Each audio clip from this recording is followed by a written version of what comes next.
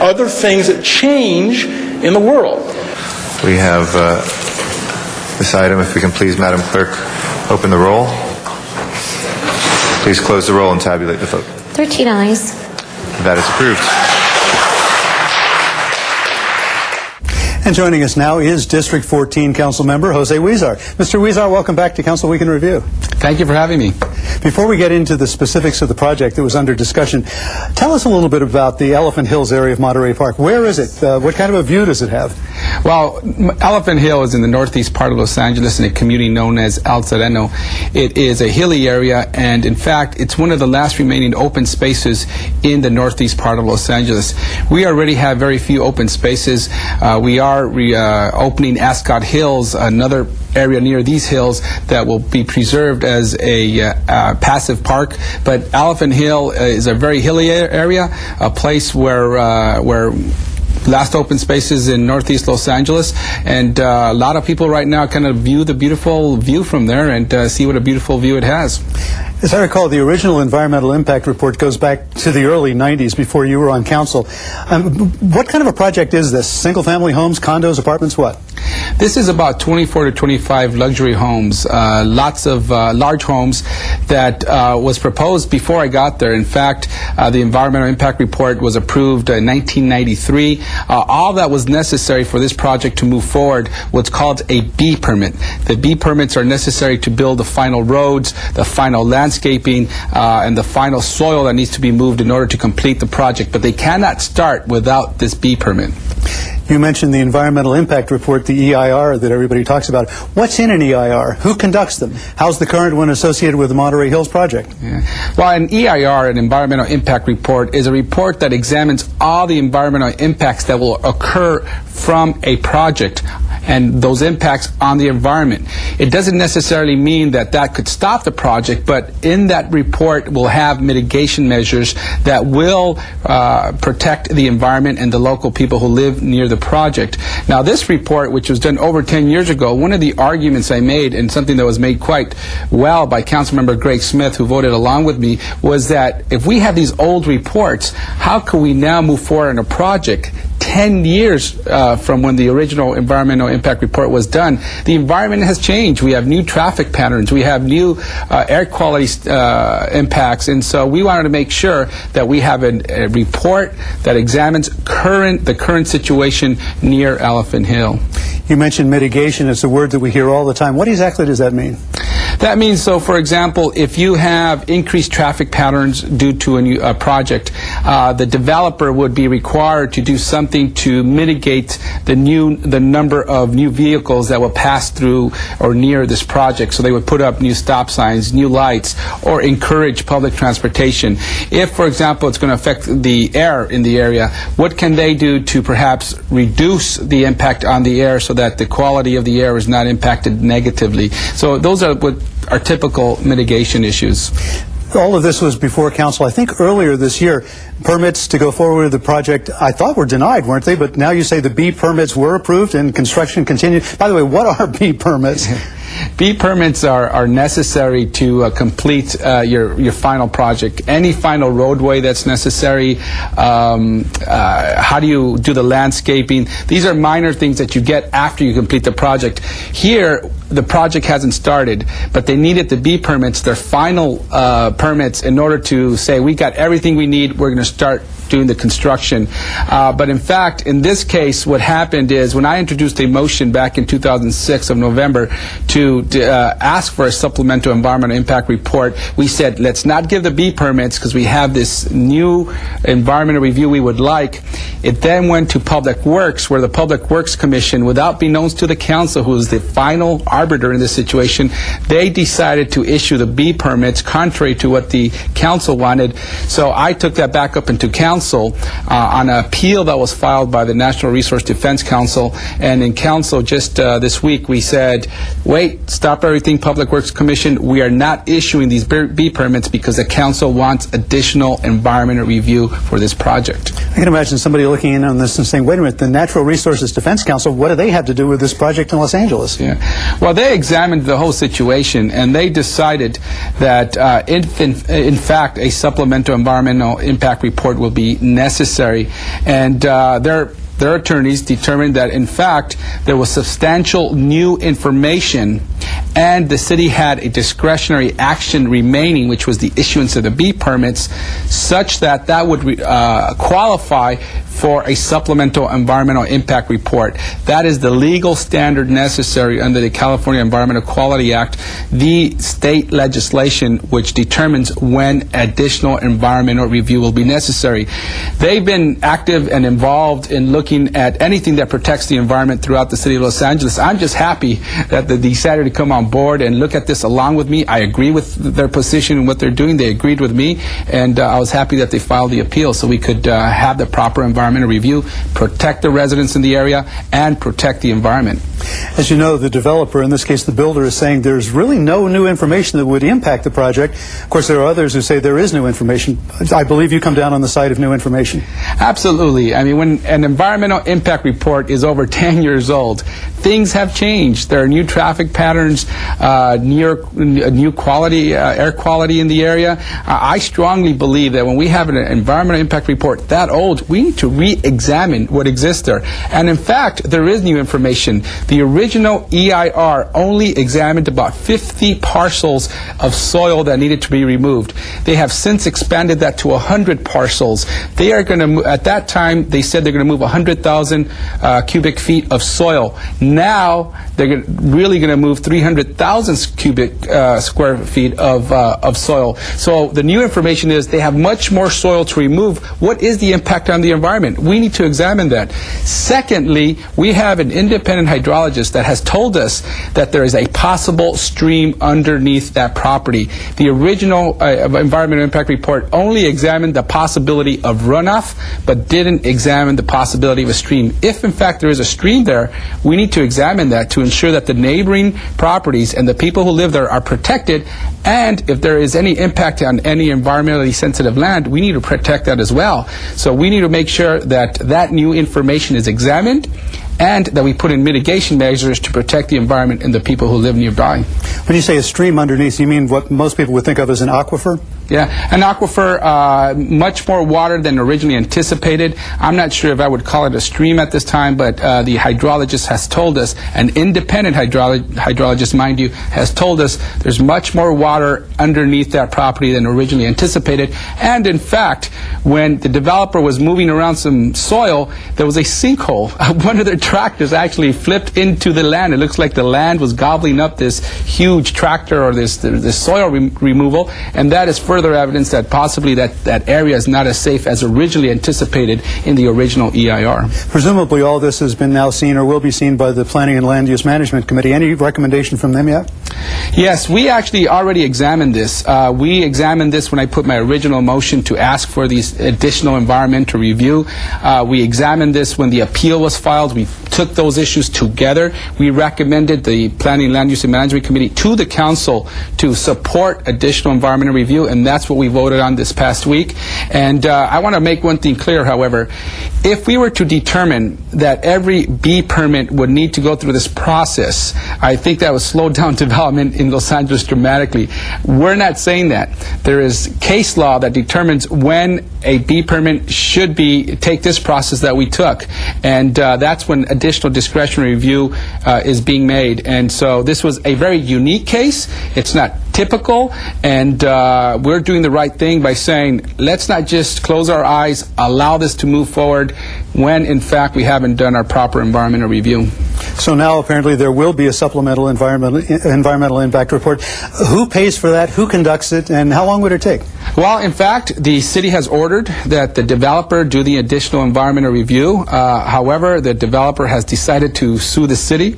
They believe that there was no legal grounds to do this. We believe that we are in the right to do this. If, in fact, the additional environmental review were to be conducted, the developer would conduct that review. It takes anywhere from 6 months to a year to complete. The developer typically pays for that additional environmental review. But I've always contended that if, in fact, there was nothing to hide, if in fact the developer believes that it's safe to build on that property, they would have nothing to hide and they would do the additional environmental review. They'd rather fight the city. This has been going on, this battle has been going on for close to a year now, from them not wanting to do the additional environmental review. I say, if they had nothing to hide, they would have done the environmental review, gotten it over with, and proceeded with their project. I just want to make sure this community is safe, that the environment is safe, and that we're doing everything possible to protect the citizens of the city of Los Angeles. To be clear, this does not mean the project will be abandoned, though. No, when we vote to do additional environmental review, all that is asking is we have some environmental information. We're going to go back out there, walk the land, do some tests, determine if in fact there are additional environmental impacts. If there is, we want to make some mitigation recommendations and implement those recommendations, and the project will proceed. It doesn't stop the project. That's why I keep telling the developer, just do the additional environmental review. What are you afraid of? And I'm sure this is the first time I've ever heard the term fluvial geomorphologist mentioned in an LA City Council meeting. You know, I'm not an expert. I'm not a technical expert. I'm an elected official with a public policy background. But I take what the experts say and do my best and use my best judgment to do what's best in the city's interest, in our residents' interest. And in fact, from what I'm seeing, I keep saying, you know, if we're moving 300,000 square feet of soil, that must have some impact on the environment and the local residents. We have to examine that to see if it's safe for us to do that. District 14 Councilmember Jose Huizar, thanks for joining us on Council Week in Review. Thank you for having me. It's always a pleasure to be here with all of you. And again, Mr. Huizar was supported unanimously by his council colleagues with a vote of 13 ayes. Watch Council Week in Review for highlights of the week's council meetings and listen for the item numbers associated with those discussions you have an interest in. Then go to the World Wide Web and listen to them in their entirety using the new Video on Demand feature. Just go to the city's website at lacity.org and follow the instructions on the screen. Now, if you have suggestions or comments about any of the programs you see here on Channel 35 or would like to receive a free viewer guide, call our viewer hotline at 213-473-3978. And remember, you can watch all Los Angeles City Council meetings live in their entirety on Tuesdays, Wednesdays, and Fridays beginning at 10 a.m. On Sundays, you can watch the replay of all the week's meetings, also beginning at 10 a.m. Well, that concludes our program for the week ending October 26, 2007. On behalf of Taffy Eason and everyone here at Channel 35, I'm Jack Popejoy. Thank you for watching, and please join us for the next Council Week in Review.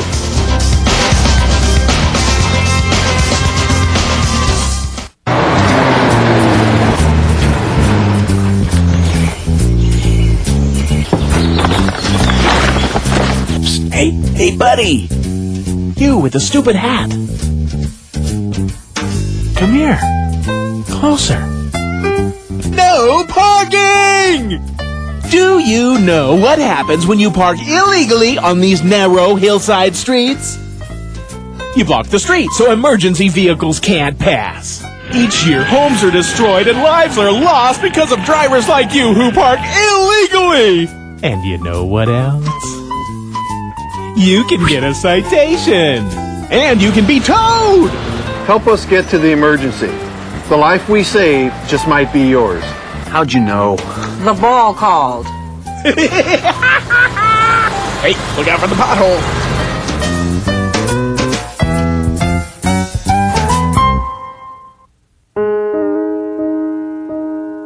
If we allow one person to sleep on the streets, one child to drop out of school, or can't help somebody who works 2 jobs and still lives in poverty, then we are all poor.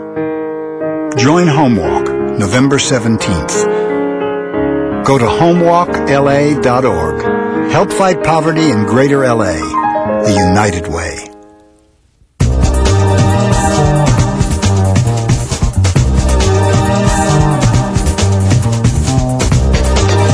LA City View Channel 35.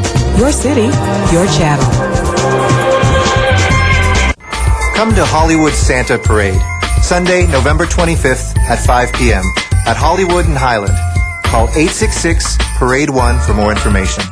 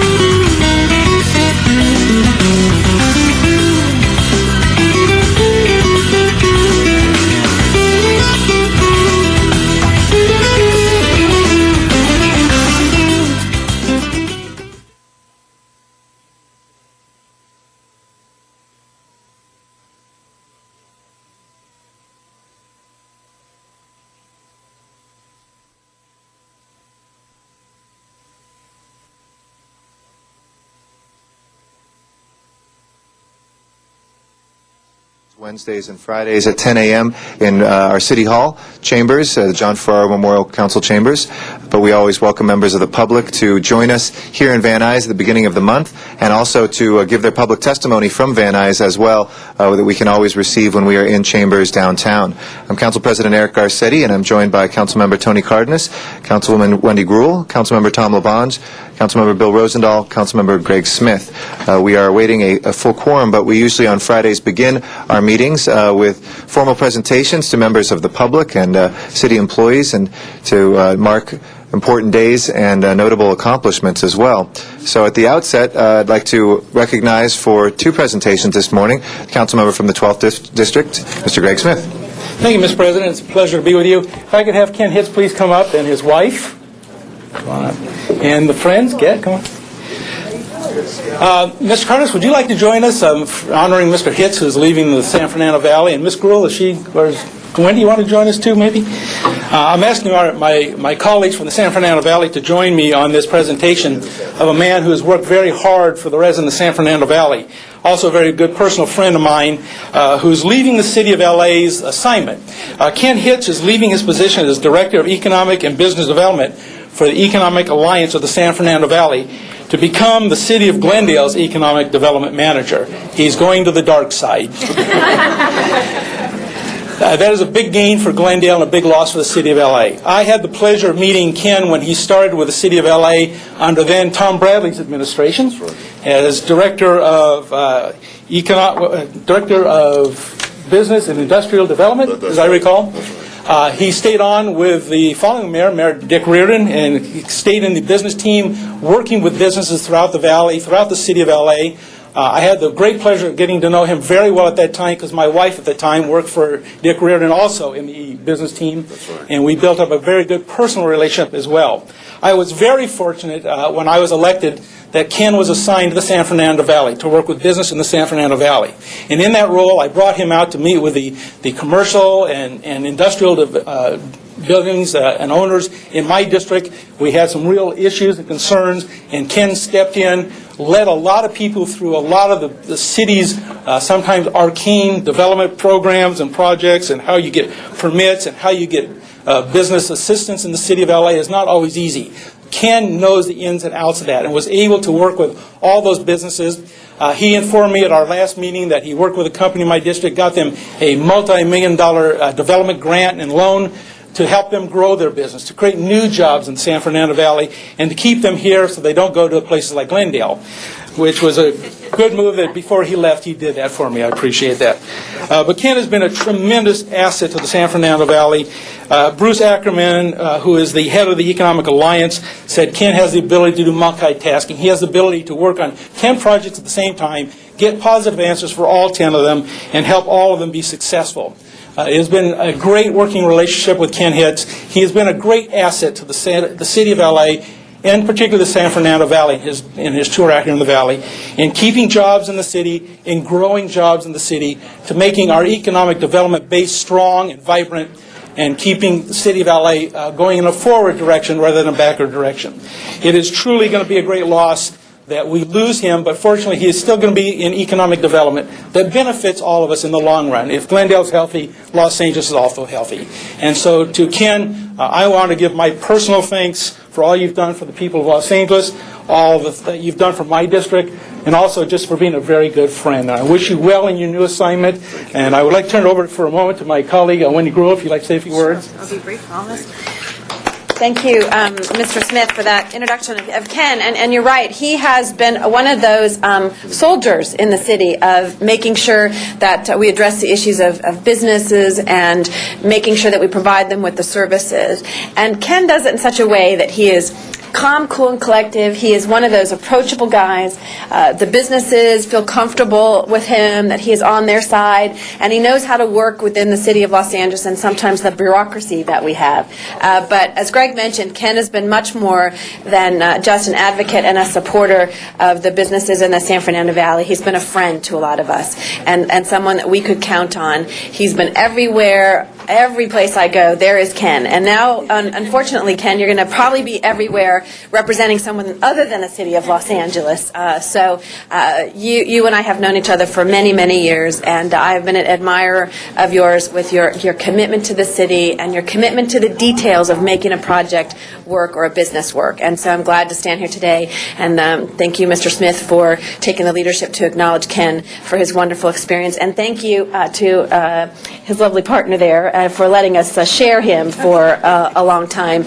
And I know they'll keep him busy in the city of Glendale, but help us out every now and then, okay, Ken? All right, congratulations. Yeah. Thank you so much. I appreciate it. And also, Councilman Cardenas.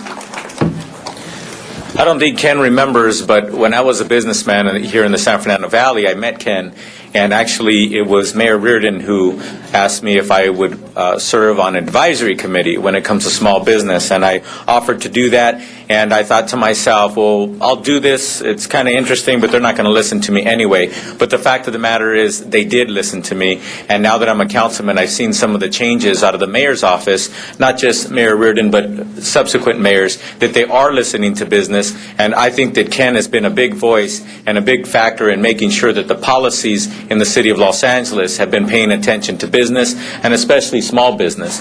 So I want to say thank you, Ken, for serving my business well when I was a businessman, and thank you so much for serving the city of Los Angeles. And I think that Ken's going to realize, I'm going to say it right here and right now, Ken's going to realize the grass isn't always that much greener on the other side.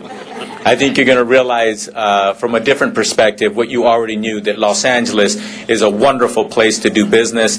And I think that you're going to realize that, yes, Glendale probably has some things that we don't, that they can offer business, but you're going to long for the fact that Los Angeles has so much more to offer. So good luck in your job.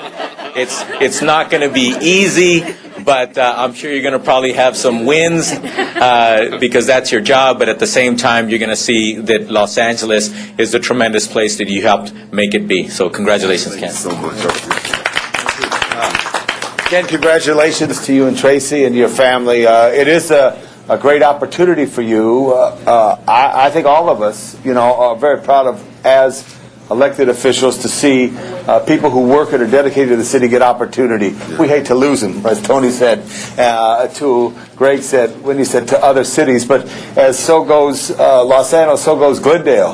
And Mr. Garcetti and I share the border with Glendale, as well as Mr. Weezar. And I'm sure there'll be some relationship there because it all has impacts. But what you learned here, you'll be able to apply there, and it'll be good for people. That's right. Because we're 88 cities in this great county, but we're the greatest city. That's right. All right, you heard it, Mayor Glenn. I said we're the greatest city. Thank you so Good job, much. I Ken. appreciate And Mr. Alarcon would like to say some words as well.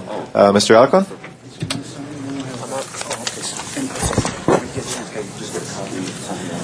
Well, Mr. Hitz, actually, we go back to the days when we used to play at the Coliseum together. Tom LaBonge remembers this, but I don't remember if, Greg, you were involved in that game, but the mayor's office challenged, this was Mayor Reardon, challenged City Council to a game at the Coliseum, which was one of the funnest things I've been able to do as a council member. And of course, Ken was on the mayor's team. But more seriously, Ken, we go way back, and I just want to wish you well. I was born in Glendale, so I guess there's some comfort in that, but I think the kind of work that you've demonstrated at the City of Los Angeles, particularly in the areas of economic development, have really been quiet but hard work that you have dedicated your life to for all these years, and you'll never get the kind of credit that you deserve, but I know you as a human being are not the kind of person that's looking for credit. You just want to help the community, and that's what it's always been about for you. You've also brought some equity to the issue. Your focus has never been on doling it out to the powers that be, but to marshal a new way to find equitable solutions so that all communities could benefit from whatever economic development project is being proposed. And I just know that the city that I was born in is going to be much better off because they hired you and stole you from us. I only hope that you come back, and so we can talk about that some other time, but congratulations, and thank you so much for all the work that you've done for the City of Los Angeles, and it's been a pleasure to be your friend. Appreciate it. Thank you so much, Council. I really appreciate it. I've been at this business for probably 17 years, working in economic development, starting in the state of Michigan and then coming out here to work for Tom Bradley. One of the things that I really recognize is the fact that the Los Angeles business space and the diversity that you have here is not to be neglected. It's something to be embraced. You have a great business community. You create a lot of wealth-producing jobs. And I just hope that the City Council continues to fund economic development programs and continues to work to attract and retain and help those businesses expand. Again, thank you so much for your time. I really appreciate it. Thank you. Thank you very much. And we look forward to working closely with you across the border in Glendale. And Mr. Smith has a second presentation as well? Okay. Okay, right after these pictures. In the meantime, Madam Clerk, will you please call the roll? Alarcon, Cardenas, Gruhl, Hahn, Weezer, Labange, Parks, Perry, Reyes, Rosendahl, Smith, Weiss, Wesson, Zine, Garcetti, 10 members present, and a quorum, Mr. President. Okay. First order of business, please. Approval of the October 30th minutes. Okay. Ms. Gruhl moves. Mr. Smith seconds without objection. Those will be approved. Next order of business, please. Commendatory resolutions for approval. Okay. Again, Mr. Labange moves and Mr. Alarcon seconds without objection. Those two will be approved. Okay. Next order of business, please. Mr. President, would you like to go through public comments at this time? Let's hold those, and if we can just run through the agenda, and then we'll come back to Mr. Smith for second presentation. Actually, why don't we turn it over to Mr. Smith again for his second presentation, then we'll come and we'll run through the agenda. Yep. Mr. Smith. Again, thank you very much. I appreciate the opportunity to recognize a great citizen of my district in particular. Also somebody who's working over in the foothill area of LAPD, but also primarily in Devonshire Division. Mike Dobry is one of those extremely involved community members. There isn't a thing going on in our district that Mike doesn't get involved in.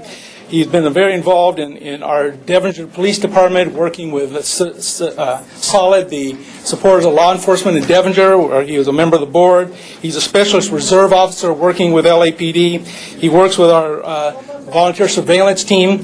Recently, he was awarded a very special award. He was named the Community Partner of the Year by the California Crime Prevention Officers Association, and he was nominated by LAPD for that statewide award in crime prevention. He has worked diligently in the community, going after graffiti artists, going after the graffiti, cleaning it up, doing cleanup programs and cleaning up weeds and trash. He does this on his own. And in that respect, he went out some months ago. He was doing a graffiti clean-out area in the Porter Ranch area, cleaned it all up, came back a few days later, and it was all tagged again. So he started cleaning it up again, and this time he found 3 guys out there tagging the property once again, called LAPD, got them up there, they made 3 arrests, and we put 3 people in jail who were out there marking our community out for no reason whatsoever. He started off serving in 1990, where he tried to help the mountain bike unit patrol for the state and national park services, and he participated in a Trip for Kids program, providing bicycles and assistance to inner city kids to help them get off-road biking and just get out of the trouble they're in sometimes. He helped build a barbecue at the Devonshire Police Station, which is a beautiful, huge barbecue that we use for public events, and he's just been there whenever we needed him. Whenever I have a cleanup project, he's the first one there. He brings his own equipment, he brings his family, makes sure his friends get out and support it. Mike is just one of those people that can't give enough to make the community a better place to live. And we wanted to honor him today for his award as the Community Partner of the Year for the state of California, California Crime Prevention Officers Association, and my personal thanks for all you've done for our community. And I also want to recognize that with him here today is a very good friend and supporter in Captain Joe Carreri, now at Foothill Division, formerly Devonshire. And also over in that respect, I believe you're also president or just past president of FABA as well, president of FABA. So here's a man who gives unquestionably, doesn't matter where or when, he's there to help, whether it's Devonshire, Foothill, it's just LA in general, the community a better place to live. And we want to honor you for your selection of your award, and thank you for all you give. And Captain, would you want to say a word or two about this great man? I'd just like to quickly echo what Councilmember Smith said. Mike Dobry is a man with a tremendous heart and a tremendous sense of civic responsibility. I'm very proud to have worked with him for the last number of years and very proud to call him a friend. Thank you.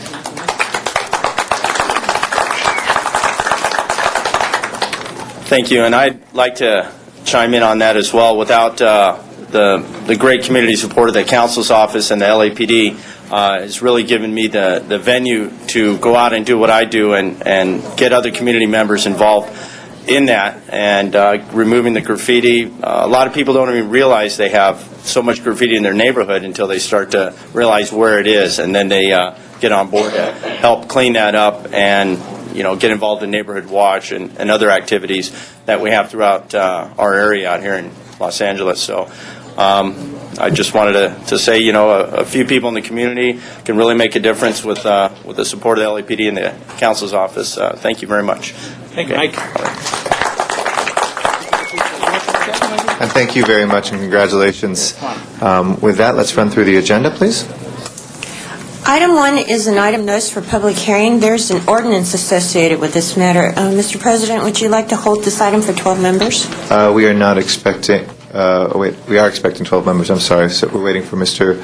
Huizar and Mr. Parks and Mr. Reyes to join us. So let's hold that on the desk. Next item, please. Item 2 is an item for which public hearing has been held. There is a request to continue this to November 6, 2007. Okay. Is there any objection, colleagues, to continuing item number 2 until the 6th? Seeing none, we'll go ahead and continue that. Next item, please. Items 3 through 20 are items for which public hearings have not been held. 10 votes are required for consideration. Okay. We have cards for numbers 4. So we'll call that special for cards from the public. And number 15, as a reminder to our audience, if you would like to speak today, just fill out a speaker card and give it to one of the sergeant-at-arms at the sides, and we'll make sure that's included. For the other items, we do not have public speaker cards, so we'll go ahead and open and close those. Any specials, colleagues? This is 3 through 20. Items 3 through 20. Any special items once? Twice? If not, let's go ahead then on the balance. Please open the roll, close the roll, and tabulate the vote. 10 ayes. Those items are approved. Next items, please. Next is item number 21, and that on the continuation agenda, and that's an item for which which is notice for public hearing. This is a determination of public convenience or necessity where a motion is required. Okay, we'd like to continue that. Correct? Oh, no, we'll vote on today. Okay. If nobody would like to call that special, I'll go ahead and move that. Please open the roll on this. Close the roll and tabulate the vote. 10 ayes. Okay. As approved. Next item, please. Next is item 22 on the continuation agenda, and that is an item for which public hearing has been held. Okay. Colleagues, item number 22. Anybody wishing to call that special? If not, let's go ahead and open the roll on 22, close the roll, and tabulate the vote. 11 ayes. Okay. Next, we'll take up item 23. If we can call roll for the special meeting, recess the regular meeting. Excuse me. Alarcon, Cardenas, Gruel, Hahn, Huizar, Labange, Parks, Perry, Reyes, Rosendahl, Smith, Weiss, Wesson, Zine, Garcetti, 11 members present, and a quorum, Mr. President. Okay. Anybody wishing to call number 23 special? Colleagues, number 23? If not, let's go ahead on item 23. Let's please open the roll, close the roll, and tabulate the vote. 11 ayes. Okay, that is approved. And if we can go back to the regular meeting, and we'll return now to public comment. I'd like to invite folks forward. As a reminder to our audience, we will set for general public comment, which is the time for items that are not on the agenda but nevertheless under the jurisdiction of the city. We'll set the clock there for 2 minutes per speaker, and we ask the speakers to please watch the clock carefully so we can be as fair with everybody's time as possible. And first, we'd like to invite forward Otis Wallace as our first speaker. Mr. Wallace?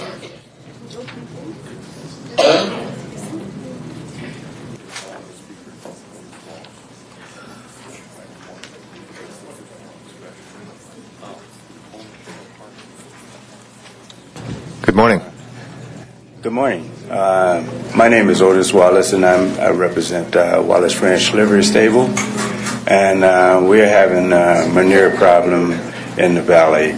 and I'm here to see if we can find a solution to find a place where we can dump the manure. Yes. And that's. You live in Lakeview Terrace, is that correct? Yes. Okay, Yes. we'll have Ms. Gruhl's staff come and speak to you and see if we can. Okay. Oh, I'm sorry. I had a nod from Share. So I was going to say it's Richard. well, Richard Alicon's. It's on Foothill Boulevard. That's you? Yes. Yes. All right. We'll make sure we have somebody from Mr. Alicon's staff come talk to you if you just come over here to the side. Okay.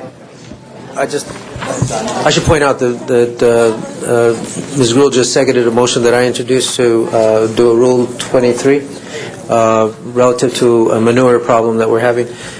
Store closed down, but we're introducing a motion today to allow sanitation to work with the community to pick it up. Great. Thank you. Thank you. Okay. So you can speak when that item comes up. It will come up. So yeah, that will be on today's agenda. So if you want to sit tight, we'll be able to make sure we include your comments as well as we take that up. Okay? All right. Thank you very much. I'll hold on to your card until then. Next we have, sorry, I can't tell if this is Cole or Cale Borman. Oh, for the same one? Okay, do you want to wait till that item comes up then? Okay, thank you. Miriam Fogler is our next speaker. Good morning, everybody. And all of everybody here are my friends. I'm happy to be here. Rosendale, a nice smile. It's such a wonderful day because this weekend we're going to be, I guess, falling back. What I want to say is very important. I read in the Daily News that we have to make cutbacks, and even though we put this telecommunications tax on the ballot for February 5th, I'm kind of neutral. It's up to the public if they really want to pay for it. But what really bothers me is the parcel tax, and I have nothing against Janice. Janice, I'm talking about your parcel tax you're talking about for the gangs. I don't want to support that because I don't want to pass that on to the owners and the renters of the city. We're having problems with housing now, affordable housing for people, homeless people. So can we find other ways to raise money to help gangs? There's got to be other ways. We can have grants. We can have fundraisers. There's many ways we can raise money. We don't need to put this on the taxpayers. It's enough. Enough is enough. We're having a terrible housing crisis, and so we need to put our house in order here. I really appreciate that you would not pass any taxes on to the property owners. After all, I've lived here all in the valley all my life. My mom lived in Boyle Heights. In the 1930s, she used to be able to leave the door open, and anybody wanted to work, they wanted to eat, they worked for a sandwich. She used to be able to leave the door open. Things were really good here in L.A., and I like the way it was. I like to return those days when we were able to have our doors open, being able to have people loving and caring about one another, not finding kids bludgeoned to death in lakes. Look what happened to the girl. They showed it on TV yesterday. It just hurts me. So please have some humility and love for the people too. Let's work together, okay? We'll raise money. Thank you. The next speaker is Candido Mares.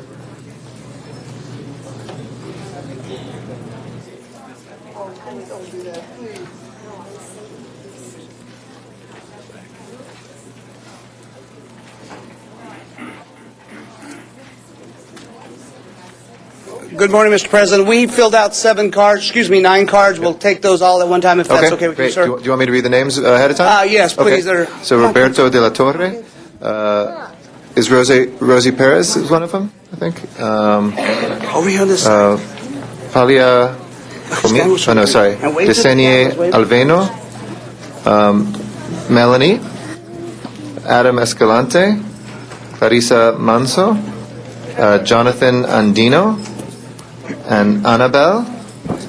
I think the two others are with other public comments. So those are the cards I have for that. Thank you, Mr. President, council members.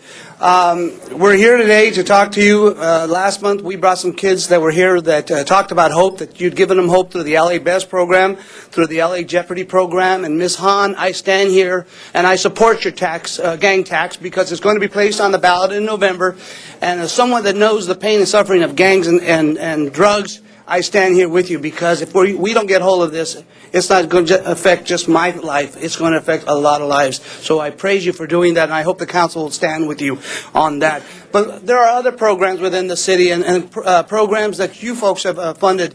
The recreation and park programs that we have here, we have one of the best ones at Delano Park, and I'd like to introduce Rosie Perez, and she'll tell you some of the programs that we have there. And I know many of you have these programs in your council districts, and we hope that you'll support those. So, Rosie, would you like to fill them in on those? Good morning. I'm representing Delano Park, and at Delano Park, the children that stand here before you are participants of some of the programs that we offer.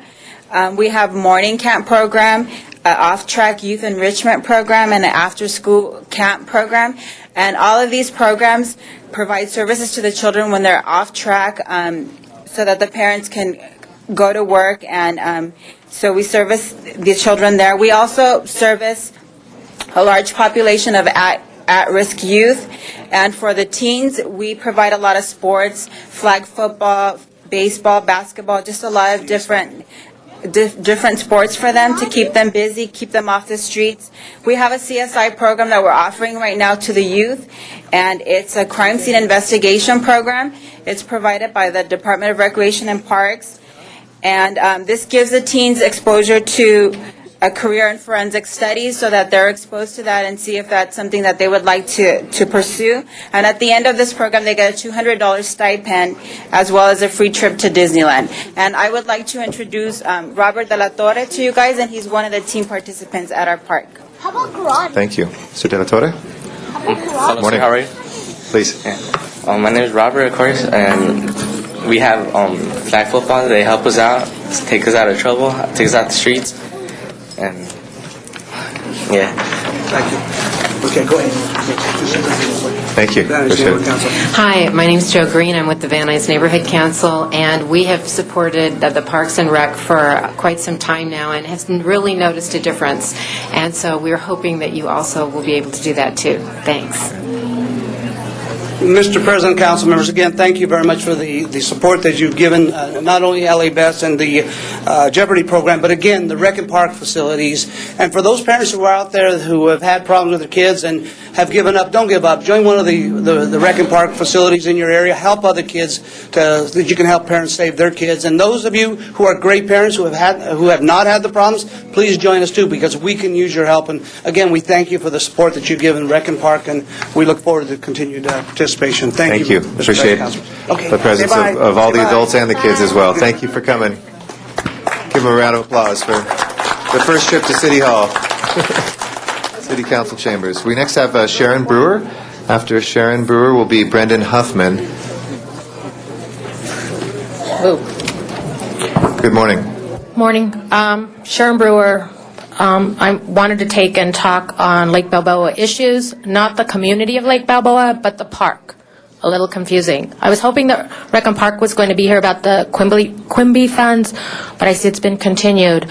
I've been coming before City Council about issues at Lake Balboa, safety issues for the public and for the wildlife, and just major problems that are at the park. I've been trying for over probably a couple of years to try and get a park advisory board there. Rec and Parks has not been receptive to this, and I think that if they would take and allow there to be a park advisory board, some of the issues that are there at the lake could be addressed. And we now have a universal playground that basically has been put on hold for at least a month, that I was told at a meeting that there's no money to finish it, and it's a universal playground that CD6 ended up going and getting the funding when he was in the assembly. But I would really appreciate some support, if possible, to having Recreation and Parks look into having a park advisory board. I know that the Sepulveda Basin users group had sent something to Ron Berkowitz about this, and that he has not taken and responded. And again, there's major issues that I think a park advisory board could help with suggestions, and also possibly forming a 501c3 and doing fundraisers to help support some of the issues that are at the park that the city doesn't have money for. So like I said, I was hoping that Rec and Parks would be here so that they could hear me, but anyway, thank you. Thank you very much, Ms. Brewer. Brendan Huffman is our next speaker. After that is Susan Rocha.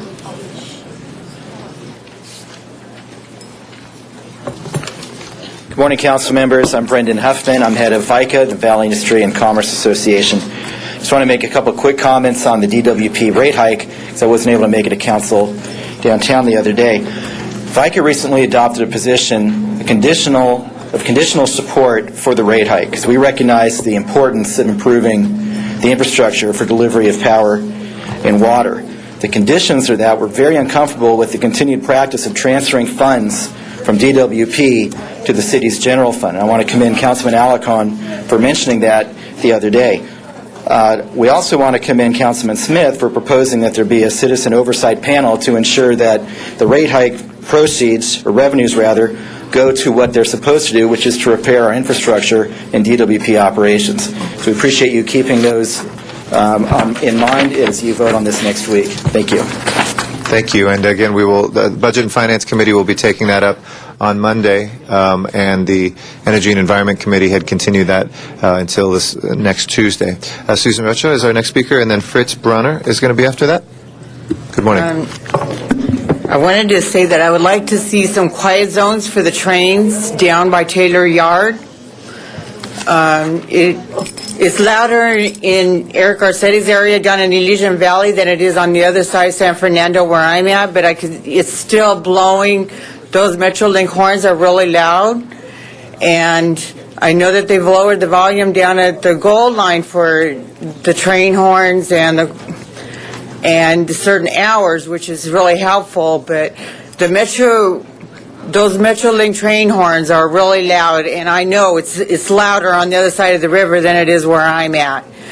But besides that, I also want to let you know that you guys are kind of off the hook for putting in a law to make the church bells quieter, because actually there is already a law. In Municipal Code Chapter 4, number 41.57 is for public. I just lost it. It's unlawful for any person to cause, allow, or permit the emission or transmission of loud noise from any sound-making or sound-amplifying device in his possession or under his control upon any private property, public street, alley, sidewalk, or thoroughfare, in or upon any public park or other public place or property. The word loud noise shall mean any sound or recording amplified or increased by electrical, mechanical, or other device to such volume, intensity, or carrying power as to unreasonably interfere with the peace and quiet of other persons within or upon those places, disturb, impair, impose the safety of other persons. Thank you, Ms. So you know what? There are noise laws with no exemptions for anybody. Thank you. Our next speaker is Fritz Bronner. Thank you. Fritz Bronner.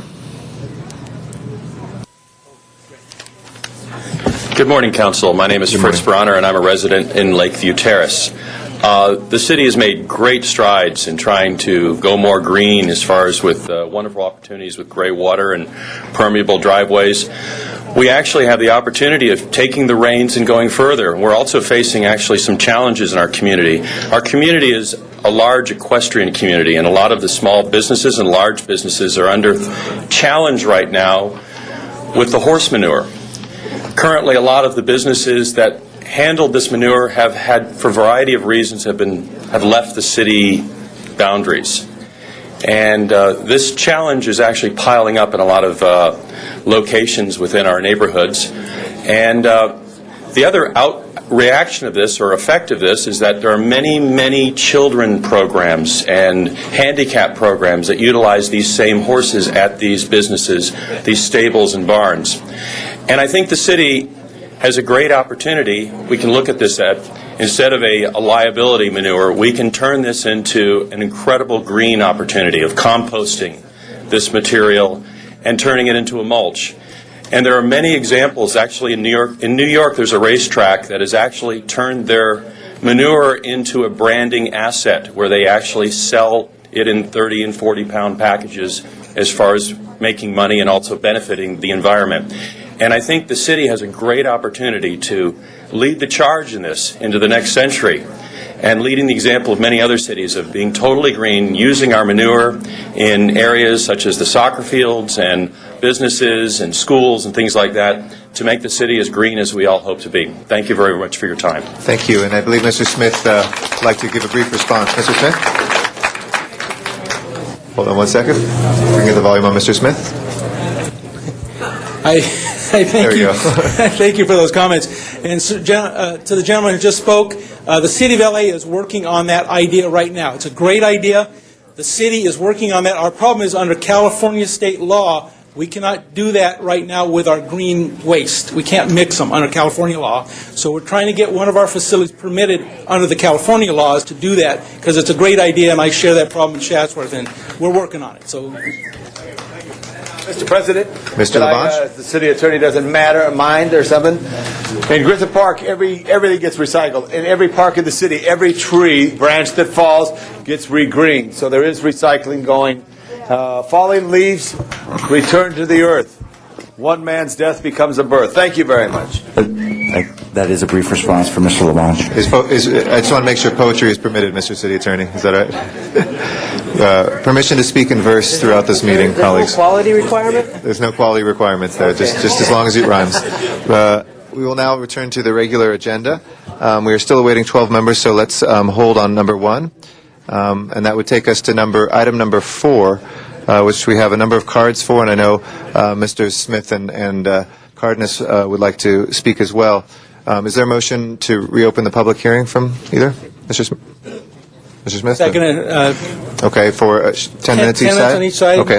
Start. We're going to set the clock at just 1 minute to try to get as many speakers. If it's 2 minutes, only 5 would speak from each side. So the motion, if there's no objection from council members, is a total of 20-minute public hearing, 10 minutes for the for and 10 minutes for the against side. I've split them up, and they're pretty evenly divided. I will do them in the order that each of those sides have ones, and then there's a few people with general comments or who did not fill out whether they're for or against, so I'll ask them if they're going to speak one way or the other. So we'll start with the for side, and Linda Pruitt is our first speaker. After that is Stephen Leffert.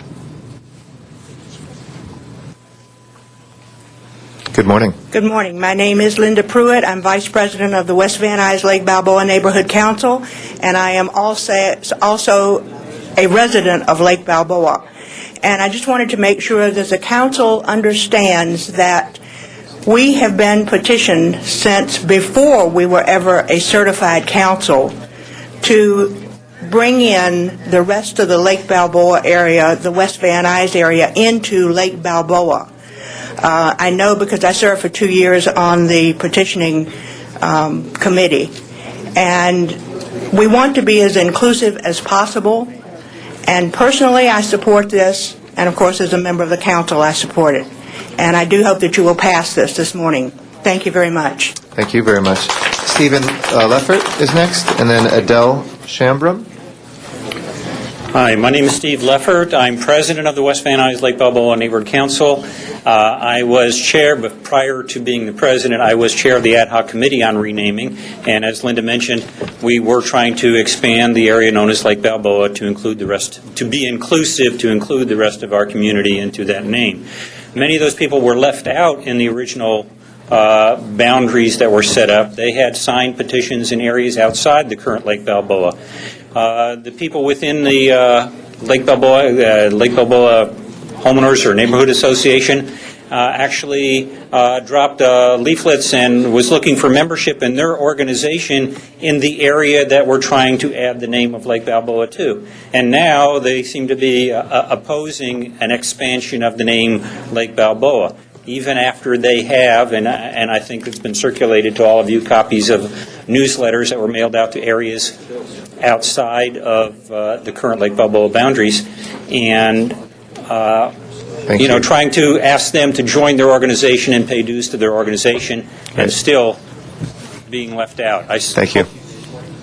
We appreciate your comments. Adele Shambram is our last, or our third speaker on this side before we switch to the other side. Good morning. Good morning, and thank you all for hearing us. I am one of those residents that is literally one block outside the boundary and have been solicited to join the Lake Balboa Neighborhood Council. I just think that with the diversity of the neighborhood being inclusive, it can only add to the already established Lake Balboa. So I hope that you will take it upon yourselves to vote to include all of us within the boundary that should be Lake Balboa. Thank you.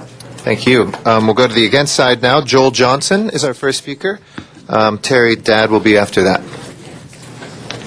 Good morning. I'd like to thank the council for hearing me today. My name is Joel Johnson. I'm the senior property manager with the Moss Group. George E. Moss and Richard Moss, the chairman and the president, respectively. I'm sure all of you know these gentlemen were unable to attend this morning. They've asked me to speak on their behalf. We own and manage the Encino Office Park, which is just at the corner of Victory and Balboa Boulevards across from Berkeley High School. And we've spent many years enjoying building the brand of the Encino Office Park, and we feel that by expanding the name of Lake Balboa in this fashion will adversely impact our tenant base. We have over 65 businesses that are housed in the Encino Office Park, and we feel that this will create an adverse hardship for them in terms of changing their marketing materials, changing all the things about their businesses that become to be associated with Encino. We certainly recognize the residents' desire to create their own identity with Lake Balboa, but feel that it certainly will impact the businesses adversely in this area. So I thank you for your time and hope that you will vote against the resolution. Thank you. Thank you. And before our next speaker, Mr. Cardenas just wanted to clarify one item. Mr. Cardenas? One second. The person representing Mr. Moss, the gentleman who just spoke, can you come up, please? Now, what is your point on that? You support, object? What is it? We object to extending the boundaries of Lake Balboa to encroach upon Encino. Have you talked to your boss since yesterday afternoon? Yes, I spoke to my boss yesterday afternoon. Because he called my office and we clarified for him that your project is not included in the change. Did he explain that to you? Well, according to the map that I have with the original... No, I asked you a specific question. Did he explain that to you? He had a conversation with my chief of staff, and my chief of staff explained to him that it was excluded, that his complex, his investment is excluded from this map. It was my understanding, No, my you're not answering the conversation question. with him... When you talked to him since he talked to my chief of staff, because you said you talked to him since yesterday afternoon. I spoke with Mr. Richard Moss, that's correct. Did he tell you he talked to my chief of staff? He did, but he did not. He told me that he had asked me to come down and speak because it was his understanding that the Encino Office Park would be designated as Lake Balboa. Well, it's unfortunate that he sent you here with that misinformation when my staff clarified it for him. Thank you. Okay, thank you. Okay, Terry Dadd is our next speaker. And after Mr. Dadd, it will be John Pearson will be our next speaker after that. My name is Terry Dadd. I'm opposed. I'd like to address the tragically flawed report put out by the West Van Nuys Neighborhood Council. The report claims there are 80,000 stakeholders in the area and 55 voted for the expansion. That represents 0.0006% of the stakeholders. Their numbers, not mine. We don't feel that that's a majority, as the report claims, of people in the area who want to become, change West Van Nuys to Lake Balboa. The report states that between 2004 and 2006, home values rose in our area due to the perceived expansion of the Lake Balboa neighborhood. However, since the petition was actually submitted, as you know, housing prices have plummeted, and we have the highest foreclosures in the state of California. It's possible that the housing crash was caused by the perceived expansion of Lake Balboa. I don't believe that any more than I believe the first thing that they recommend. They say crime breakouts between the two areas are difficult, yet they didn't even contact the police department because the senior lead officer was on vacation. Thank you. How long of a vacation do you conclude, guys get? This is crazy. Thank you. Thank you. Appreciate it. John Pearson is our next speaker. Good morning. I'm associated with the Lake Balboa Neighborhood Association. We were formed to better our area, and to better that area, we want a designated area, which is small. We did so in 2002. We went through the motions with Dennis Zine, just as West Hills, North Hills, Arleta, Valley Village, and so on has done. All that procedure was done. We're very satisfied. Of course, now we have some people that would like to join us. Our idea was a small village. We could take care of ourselves and do things. As Councilman Smith remembers, we were out there shoveling and adding trees down Victory Boulevard. We've done a lot of things. We've planted flowers in the park that we just talked about. And anyway, this idea of changing the name to include everybody is against what we want. After all, we formed this committee. We named ourselves Lake Balboa.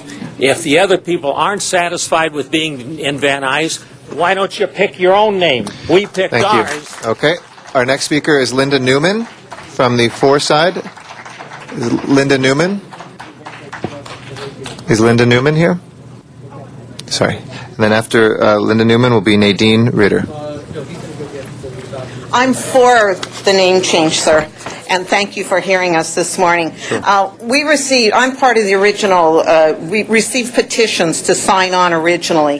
When they wanted support, the against folks, when they wanted support, they came to us. They asked us to sign the petitions for the name change. They encouraged us to join their council. Now that they, quote, have this thing going for them, they don't want us in there. I think you can't eat out of both sides of your mouth at once. You can't speak out of both sides.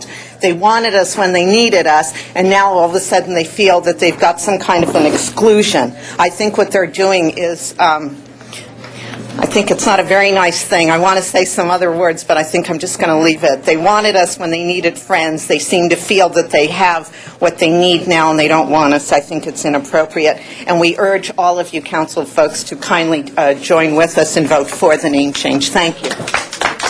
Thank you, Nadine. Nadine Ritter will be our next speaker, and after that is Stephen Brackett.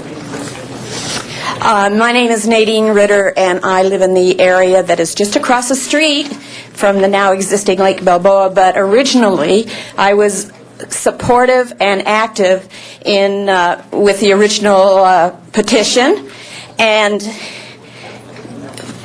I support the expansion, if nothing else, to the minimum original petition, which they can't find.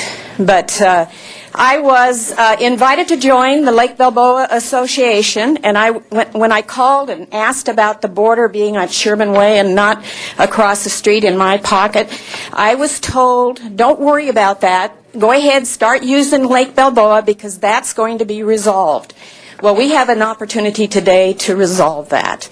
And I have copies of my newsletters that have sent to me, and the address says Lake Balboa.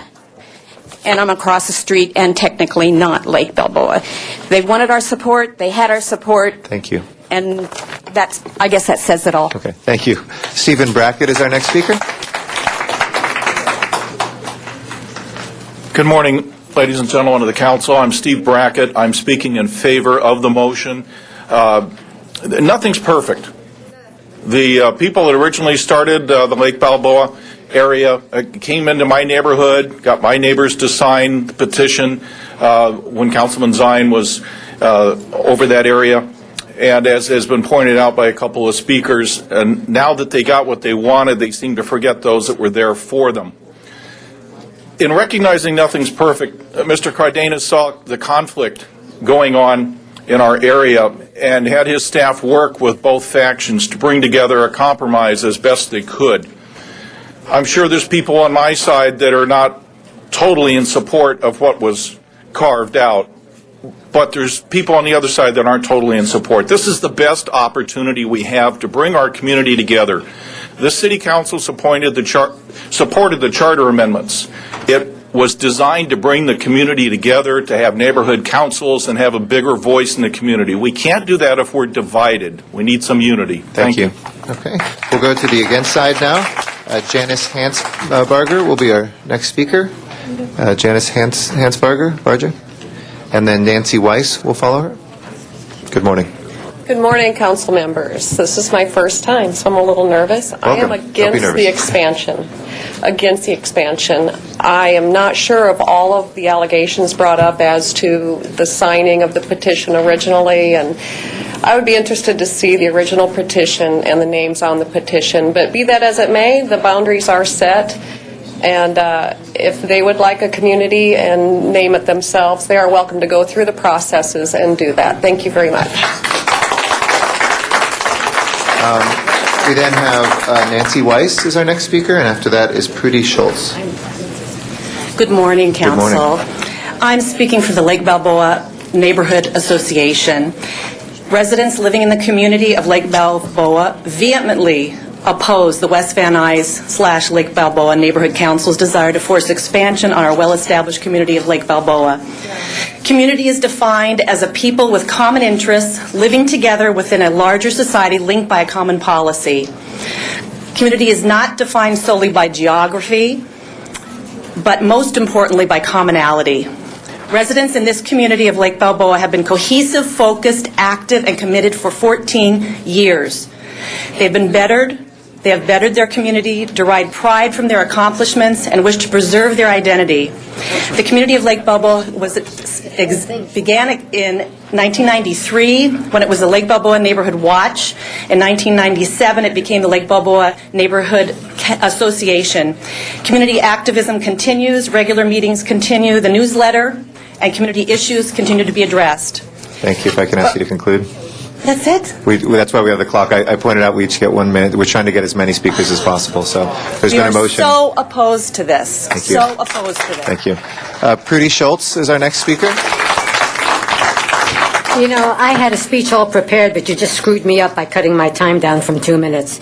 But my issue is, rather than spinning off from an established community to change their name, these people should have worked together with all of us who were working hard already to make improvements and to obtain a better community image.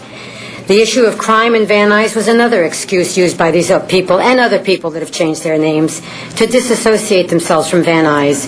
My response to that is that criminals know no boundaries, and that has been proven time and again whenever we read about crimes occurring in Lake Balboa, Valley Glen, and Sherman Oaks.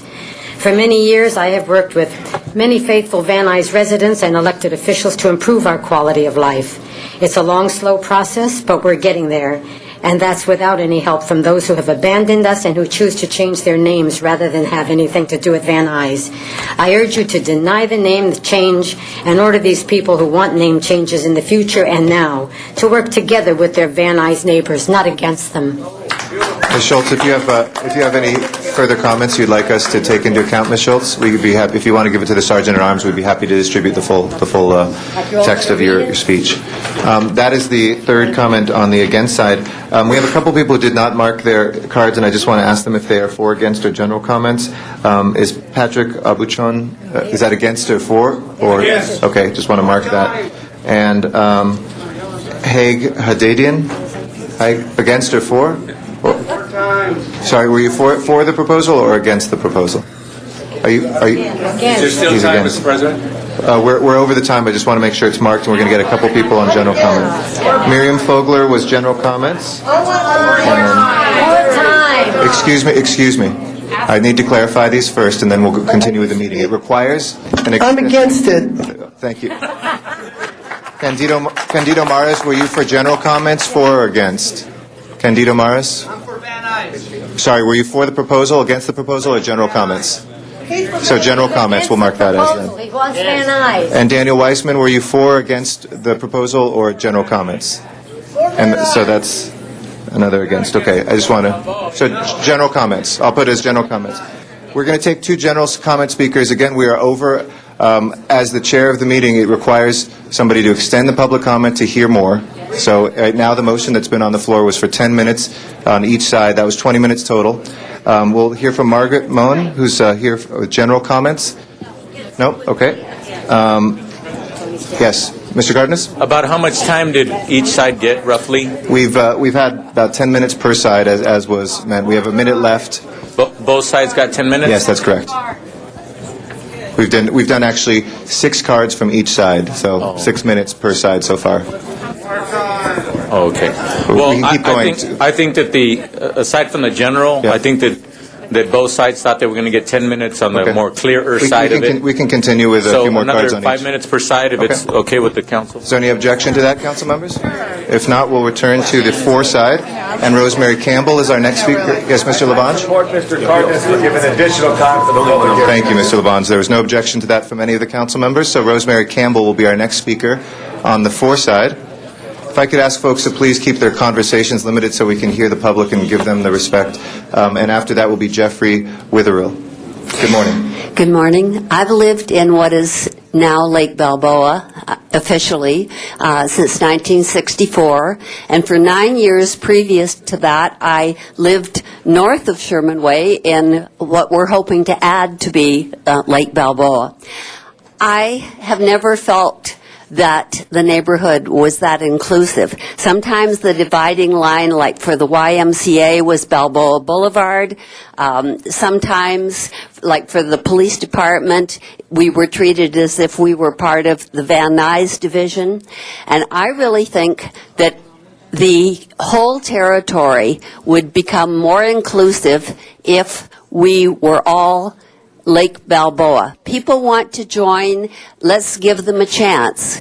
I think that this would be much more inclusive, and I'm definitely in favor, particularly of this modified plan, which has given way a bit on both sides. I think it has natural boundaries, and I think this is an excellent plan. I support you. it, and I hope you will too. Appreciate your comments today. Jeffrey Witherill is next. After Mr. Witherill will be Summer Sellers. Good morning. Good morning. I'm a resident of Lake Balboa, have been for many years when they've changed it. The one expansion that I do like on this is the actual Lake Balboa Park is in the territory. Before it was not. I thought that was kind of unusual.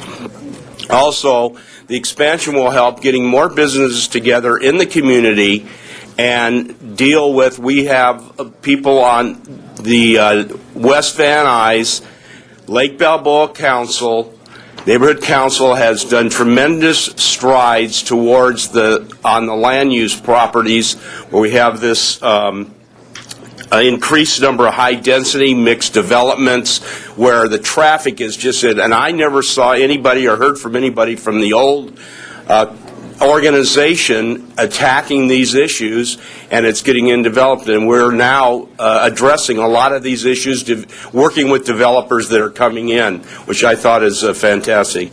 Thank you. I'm in favor of it. Okay, Summer Sellers is our next speaker. After that, we'll go back to the against side, and Don Schultz will follow Ms. Sellers. Hi, thank you for this opportunity. I am for the for side for a variety of reasons. Like very many people said earlier, they rallied for our support when they wanted to change to Lake Balboa. We got leaflets and all kinds of stuff, and all of my neighbors definitely supported it, went to the meetings, and now we want to be a part of what we helped institute, and now they want to leave us out. But furthermore, it's a lot of confusion in that area. I mean, the other day, I hate to bring up something negative, but the other day when the lady got hit with her two sons and it was on the news, every news report was different. Oh, it's in Lake Balboa. Oh, it's in Van Nuys. Oh, it was in Reseda. It's a very the area is very confusing. No one knows where the boundary lines are. So there needs to be more definitive boundary lines so that everyone can coexist and get along, and so that news reports can be accurate, and just like the other lady said, police and so forth and so on. So thank you for this opportunity. I'm for it, and I hope you will be also. Thank you. Thank you very much. Our next speaker is Don Schultz. After that will be Joe Green, and after that, Richard Kroon. Mr. President and council members, welcome to what is currently left of Van Nuys. The saddest part of what I have to say today regarding the latest abortion of Van Nuys is that the majority of this council does not care what happens to the community of my Van Nuys. Just this morning, the Daily News newspaper reported that our mayor is demanding that certain city departments, quote, do more with less, unquote.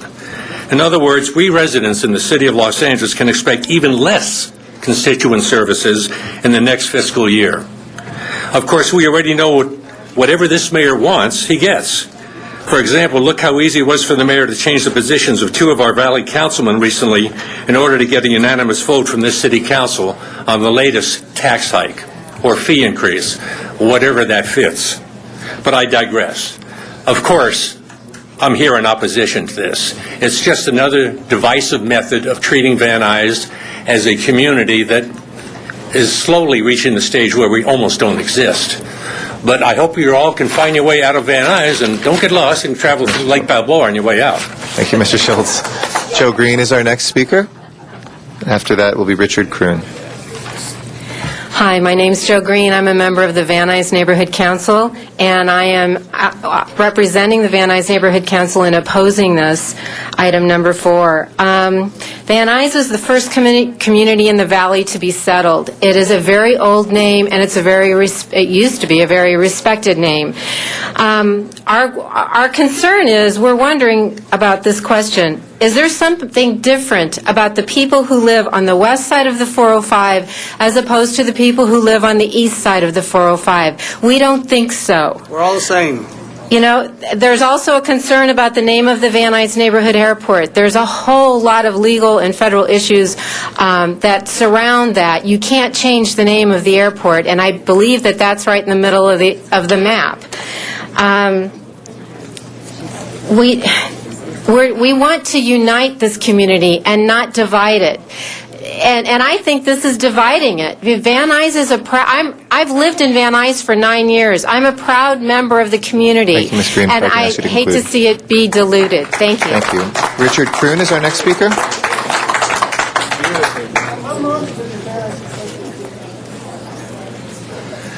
Good morning and thank you. I am a resident of the current Lake Balboa area, and I oppose its expansion. Lake Balboa is a small residential community, largely single-family homes, relatively few businesses or multifamily dwellings. It is distinct and unique in that way. We would like to keep it the way it is. We see no particular advantage to its expansion, and only harm and any benefit that the name may impose by its expansion. And in fact, I would rather than expand the area to disband it if it's necessary, and to join in one of the neighboring communities that already exists. If the people bordering what is now Lake Balboa want something else besides what they are presently called, then choose something else. Thank you. Thank you.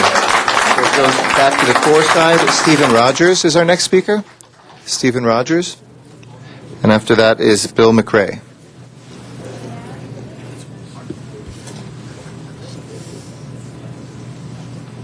Good morning. Good morning. Thank you for the opportunity to come and talk with you. Very briefly, I've been listening to all the other speeches and such, and people who want to define themselves as people from Van Nuys, people from Lake Balboa, and then there's West Van Nuys. The natural inclination is to ask, what is West Van Nuys? It is a part of a community that's been split, that originally people fought to have renamed, and the support that was given from the whole entire area has turned it a little bit divisive when half of it was renamed, and those who worked very diligently to help that change were left out. And I'd just like you to consider maintaining the unity of that particular area, which should be once again put together so the community can get along. Thank you. Thank you very much. Bill McRae is our next speaker. Is Bill McRae here? If not, we'll go to the next card. David Haddad. Hi, I'm a resident of what's now called the West Van Nuys area, and I've been a resident for 14 years, a homeowner for 4 years. I'm in favor of this motion of including the area. I'm not sure of the boundaries, but I live west of the 405 and south of Van Owen Street. I heard comments like commonality. I feel a great kinship with, in my neighborhood, with the areas surrounding my neighborhood of Encino and the Lake Balboa area. So I would just like to go on record as saying I am in favor of the name change. Thank you. And finally, from the 4 side, Rosalie Sines. Rosalie Sines.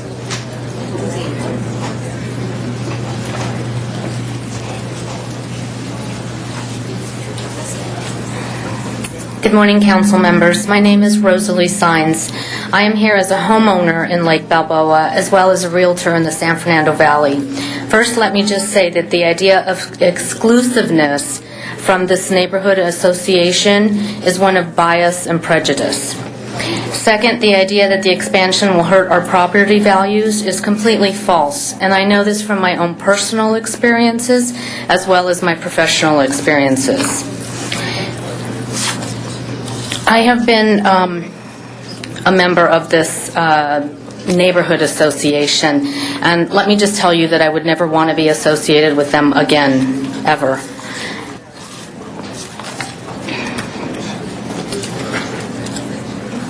And basically, I could go on, and I know my time is short, so I just want to let you know that I am a homeowner in Lake Balboa, and I am definitely for the expansion. Thank you. From the against side, Margaret Moen is next. After Ms. Moen is Sharon Brewer. Good morning. Good morning. I have been a homeowner in Lake Balboa for 30 years and have seen many changes. I was also a high school teacher at Birmingham High School, teacher for 38 years. I know how long this has taken and all of the process that we have spent and the energy that we have spent in order to get this change. For somebody to try to come in and grandfather on our coattails is really not such a good idea. If they want something, I think they should put the time and the energy themselves in obtaining what they think they want that we got with all of our energy. Thank you. Sharon Brewer is our next speaker. And after that is Greg Preston. Sharon Brewer, and I'm against this. I question the process.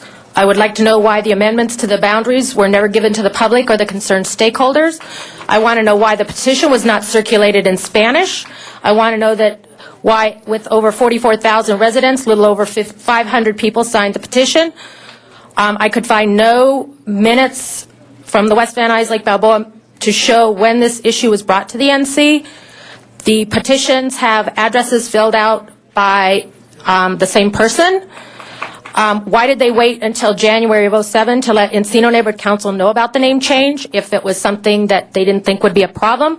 I have a problem with them taking in the Lake Balboa, because the thing is, I've gone to that neighborhood council about issues, and they've known about issues before they even got certified, and they have done absolutely nothing.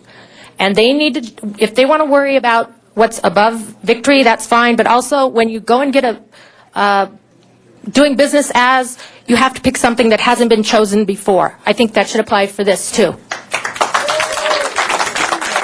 Thank you. Greg Preston is our next speaker. Good morning. Good morning, Greg Preston. Is it possible to relinquish my time to my associate Paul? We can. We've actually had pretty strict rulings on this. We can have you talk. I can go to the next card if you yield your time. I just would hate to see him not be able to speak because he has a lot of points that he's prepared. Why don't you make yours, and we'll see if we do our best to get to him. Thank you. I personally oppose the expansion. I've been a resident of Lake Balboa for 20 years.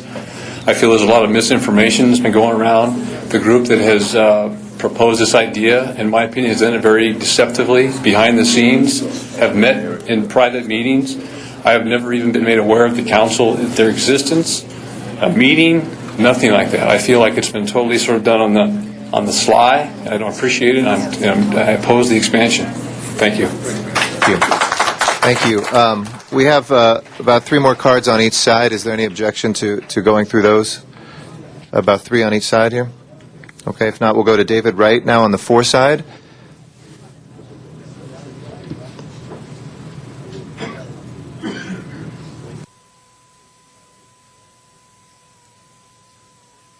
Thank you very much for letting me speak. I've been a resident of the West Van Nuys area since 1965, and I've seen the whole area change as far as, first when I moved in it was called Northridge Village, then it was West Van Nuys, then it went to Van Nuys. And then the Lake Balboa thing came up. I said it makes good sense. West of the 405, most of us don't feel much of a kinship with, quote, Van Nuys. It's just a natural boundary, and none of us shop, or I say most of us don't shop east. We normally shop north, south, and west. So the basic idea of setting up and including West Van Nuys makes a very good deal of sense, because it'll give us more power if we've got a larger group instead of a small exclusive group. And I haven't noticed any guards that won't let us into Lake Balboa, but it sounds like they'll be up soon. Thank you very much. I'm definitely for the expansion. Tom Riley is our next speaker. After Tom Riley, we will go to the other side, Paul Faber. Good morning. I've been a member of, or lived in the area that's presently Lake Balboa for 34 years. However, I am for the expansion because I believe that the original Lake Balboa community is too small to be an effective entity. It doesn't serve either the West Van Nuys or the Lake Balboa community in its present setup. The larger Lake Balboa area gives us a presence in the valley as well as the city, and also with the two council offices. It gives us the strength to communicate with the neighborhood council and the two council offices while giving the council office a strong group to address on community matters. This new Lake Balboa area will better serve all the people in the projected area in all matters. I'm for this. Paul Faber is next. First of all, thank you very much for the extended time. Much appreciated. I'm going to speak quickly because there's a lot to cover, but there's some very important points here that you may not have already considered before this motion came to you. The first item is that the community of Lake Balboa was created in 2002 under the leadership of the Honorable Councilman Zine. 80% of the community signed to make that happen. What is being done today here is an attempt to unravel the 80% voice of the community. Second item, the application that was put forth for this expansion was put forth by an individual and who actually spoke, and it's on the public record, so the name is Steve Leffert. It is very important to note that this individual is the president of the neighborhood council.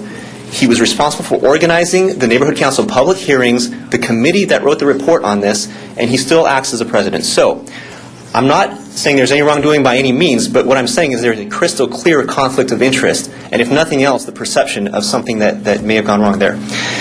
The other item related to the neighborhood council. And I'm going to have to ask you to conclude. We have to be fair with every single person. And I want to note that the neighborhood council, I know that a lot of people put weight on that, but it was elected by 0.1% of the people of the community.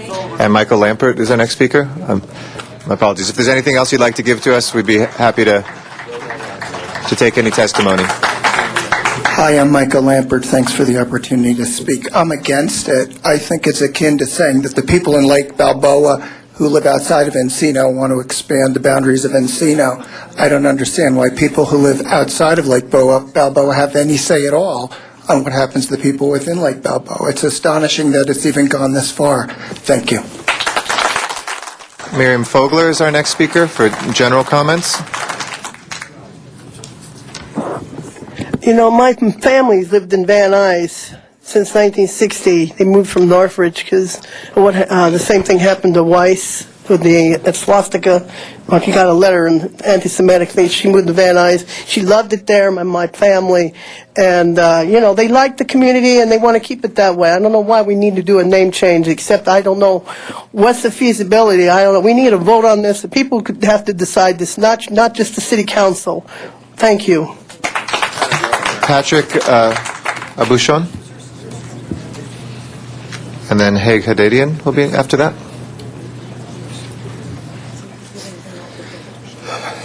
Thank you. Just for a start, we're going to have to rename the Anheuser-Busch Brewery from Van Nuys to Lake Balboa. We're going to have to rename the Van Nuys Airport to Lake Balboa.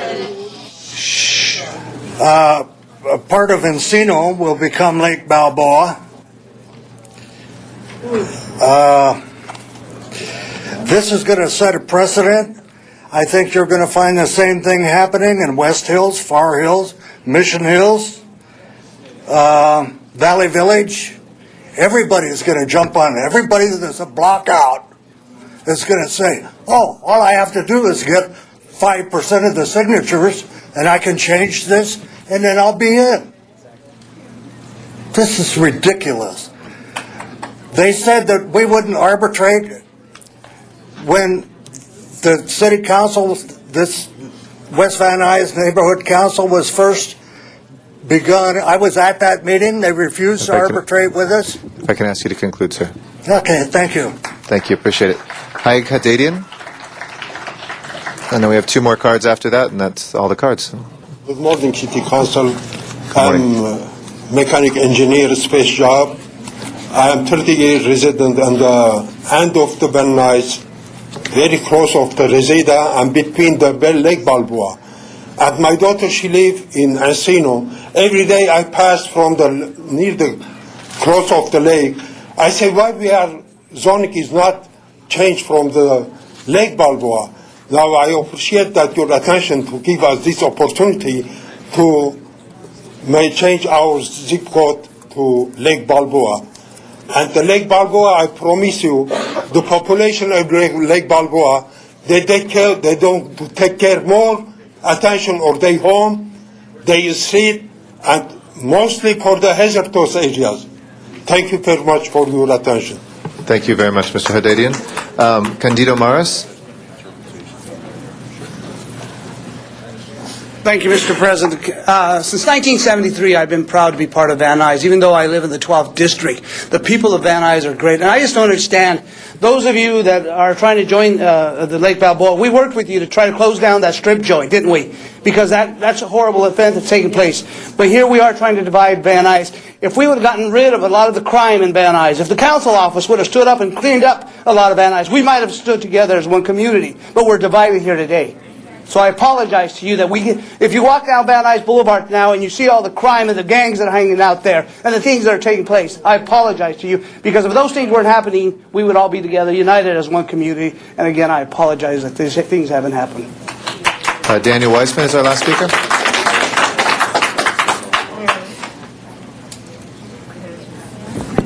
Thank you, Mr. Chair. What we're talking about here, ladies and gentlemen, is identity. The identity of Lake Balboa, the identity of Van Nuys, the identity of West Van Nuys. And each of us have our own concepts of identity. The last several speakers that come before you, I am also a resident of Van Nuys for over 40 years. Very proud to be so. We have our problems on this side of the 405. They have their problems on the other side of the 405. We have our problems in Griffith Park. We have problems all over, and we need to come together, not come to be divided amongst ourselves. I want to specifically thank the chairperson and Mr. Cardenas for allowing additional conversation on this matter. Public speaking, public comment, the way in which it is received, the way it is responded to, is the key to these meetings. We worry when we stand out here that you have already made your decision, but we really want to know that our voices are heard, that our comments are considered, and that they are part of your decisions. Thank you very much. Thank you, Mr. Weissman. That's our last public comment card. We turn to Mr. Cardenas. Mr. Cardenas, did you want to return to you, or we have Mr. Smith and Mr. Alacon on the queue? Okay. Mr. Smith? Thank you, Mr. Cardenas. I appreciate that very much. Thank you kindly. Ladies and gentlemen, I came here today without a prepared comments or speech, and I wrote down this exquisite set of notes for today. I hear very clearly the desire of many people to retain the identity they have. I also want to answer, and when we came here today, Don Schultz and Prudy were friends of mine. I hope we leave as friends, honestly, although we disagree today. You know, Don, you talk about Van Nuys being chopped up and it being diminished. I think Van Nuys has more identity than it's ever had. You've got this magnificent complex that the city of L.A. has built. You have the Van Nuys Police Division. You have the courthouses across the road. Van Nuys is a very vibrant core that people understand where Van Nuys is. The people that live west of the 405 freeway and north of the 101 never identified with that because that community has been separated for a long, long time by the freeway systems that were built. Before those freeways existed, there was a connection. That's why the Van Nuys Airport is called the Van Nuys Airport. For those of you who said we're going to change the name, if you will look at the map, the Van Nuys Airport is not in this name change.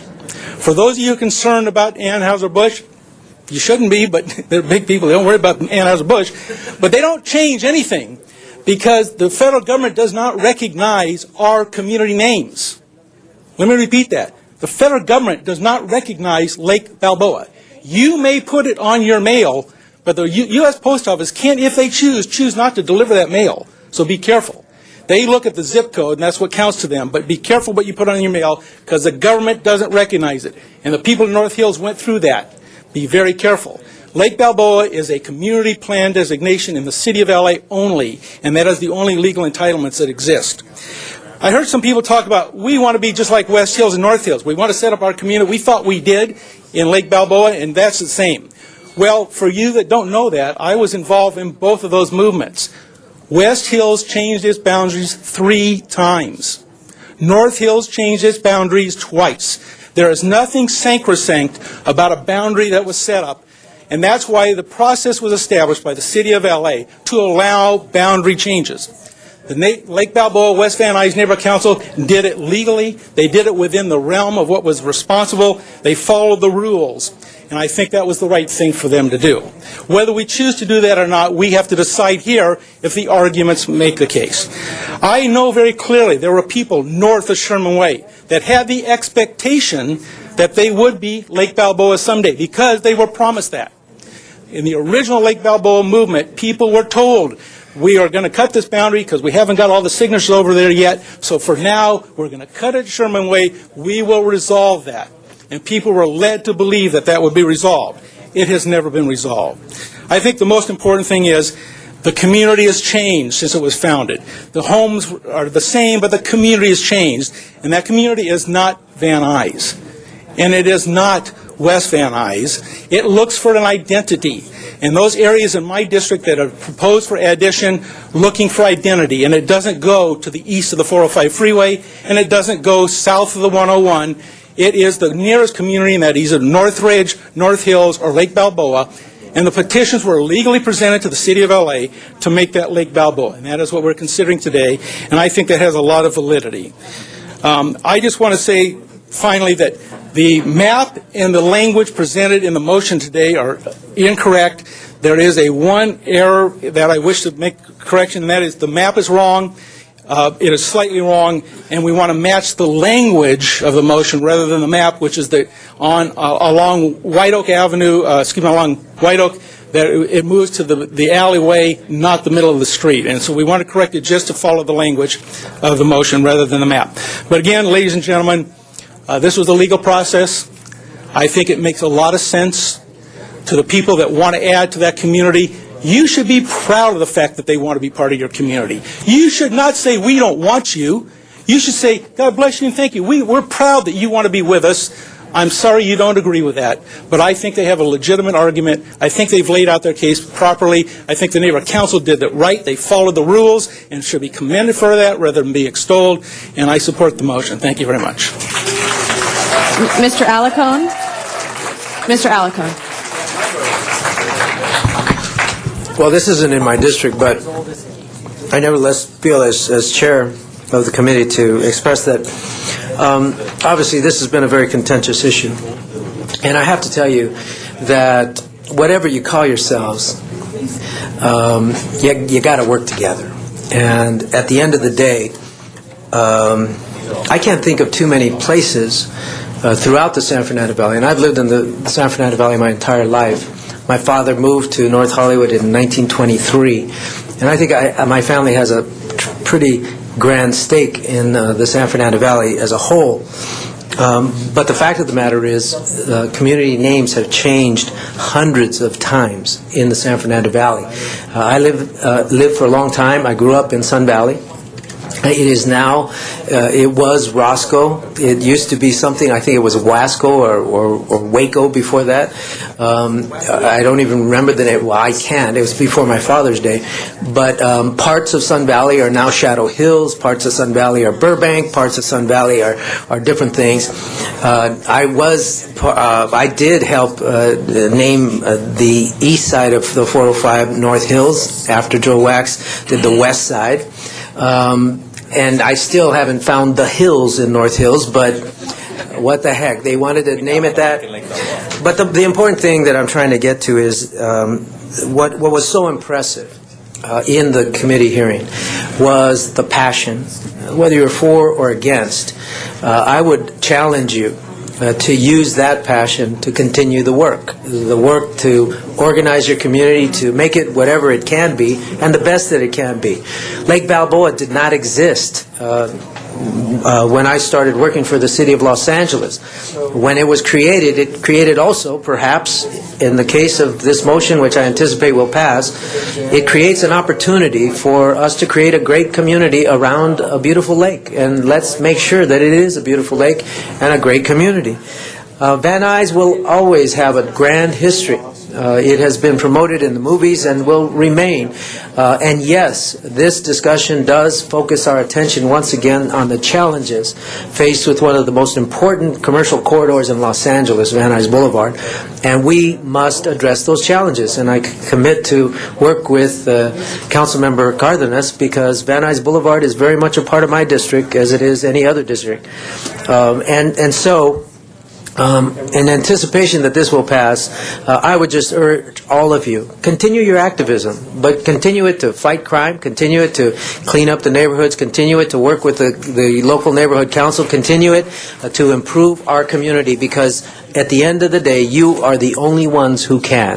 So thank you so much for participating. I know that it's contentious. I only hope that you bury the hatchet quickly and move forward and create two better communities. Thank you. Mr. Cardenas, followed by Mr. Weiss and Mr. LaBonge. No, that's fine. In these chambers, we've debated a lot of very important issues, sometimes life and death issues, sometimes issues that have to do with how many police we're going to put on the street, how many parks we're going to be able to have people working at to work with our children, etc. I just wish we had this kind of dialogue on those issues. This issue of name changing is really not a tangible bricks and mortar issue from my perspective. And I lose sleep at night trying to figure out what are we going to do about the issue of juvenile delinquency, about gangs, about things like that. What's sad is I've actually lost some sleep about how I'm going to vote on this. And finally I said, you know what? This is not going to change a community. It's going to change a name. As Greg said, zip codes are going to stay the same. It may even cause a problem with you if you try to change it on your own mail, because the federal government's not going to cooperate with you. But the bottom line is, I want to see this kind of effort when it comes to going out to clean our neighborhoods. And I want to thank the people who are here that I see at the cleanups and I see at the meetings when we're trying to help kids and we're trying to improve our parks and we're trying to do all those kinds of things. I've heard a lot about this. My staff has spent hours and hours and hours working on this. City staff has spent hours and hours and hours working on this. I've met with many people on this matter, but the bottom line is, what's sad is whatever outcome there is on this motion, on this item number 4 on today's council, isn't going to do one thing to improve the situation of crime. It's not going to do one thing to improve the situation of how clean our streets are or not. It's not going to fill one pothole. It's not going to do any of those things. We've received hundreds of emails on both sides. We've received petitions of hundreds of names on both sides. We've received postcards. We've gotten phone calls, some of them pretty darn nasty, unfortunately. But the bottom line is all of that isn't going to make a difference when it comes to your quality of life. Whether you're in Van Nuys, whether you're in the smaller part of Lake Balboa, or the proposed larger Lake Balboa, which is before us. So all I have to say about this is thank you very much for all of your time. I hope you realize that this is not going to make a difference in the quality of life for your neighborhood. It's not. And it's sad of all the energy that has been spent on this when we all could have spent our time much more wisely. There was a process, not a perfect process. You went through the process. This is the end of the process. Unless somebody makes a mistake, this is the end of the process. unless we have some cleanup to do. But the bottom line is, let's do the cleanup in our neighborhoods. Let's be positive with each other rather than attacking each other. And Greg, I think you're a fine councilman, and I think you've done a fine job. And even with the motion a few weeks ago, I told you, no good deed goes unpunished. You didn't satisfy anybody with that, but you did the right thing by listening to the community, trying to be honorable and nice with them, and look at what happened. They still came up here, and they didn't even acknowledge the fact that you did that. Thank you. Thank you. Councilmember Weiss. Thank you, Madam President. You took my Greg Smith lines away from me. But I want you and Mr. Smith to know, I want to say publicly what I've just been saying to you privately for the last half hour or so, which is I really appreciate how both of you took the time to revise this and revise it again and to take into account all the community input and to make changes so that you could get to yes, so you could get to a compromise that people can live with. And as I told you probably a couple months ago, Mr. Smith, and as I was telling you more recently, Mr. Cardenas, I heard a lot of complaints about this proposal, mostly from folks who are associated with Encino. They live in Encino. They're part of the Encino Neighborhood Council. And I thought their concerns were legitimate. And it turns out that you thought their concerns were legitimate as well. And that's the essence of their concerns concerned addresses south of Victory Boulevard. And you have ensured that there will be no actual addresses south of Victory Boulevard that will be in this. Greg's done that will be in this designation. My district doesn't start till you get south of there till the 101, but folks who live in my district had concerns. You have accommodated those concerns. I very much appreciate it. Thank you. Mr. LaBonge. I just wanted to say I know it's been contentious, as everyone said, but as I look at the whole city, from San Pedro to Chatsworth to the neighborhood names, I'm proud of every part. And this has happened before, just like in Hollywood Land, which was up on the wall with a sign there, and then they dropped the land. It's still a neighborhood name. But let me just tell you what I'm so proud of as far as Lake Balboa. And I know it's a little bit of a contentious moment here. The #1 football team in the city of Los Angeles is in Lake Balboa at Birmingham High. So tonight's Friday night. Go see a high school football game, cheer on the Lake Balboa, Birmingham, I want to say Patriots. Patriots, right? Patriots. No, they changed the name. Same thing. They had the same argument. Patriots. Right? Okay.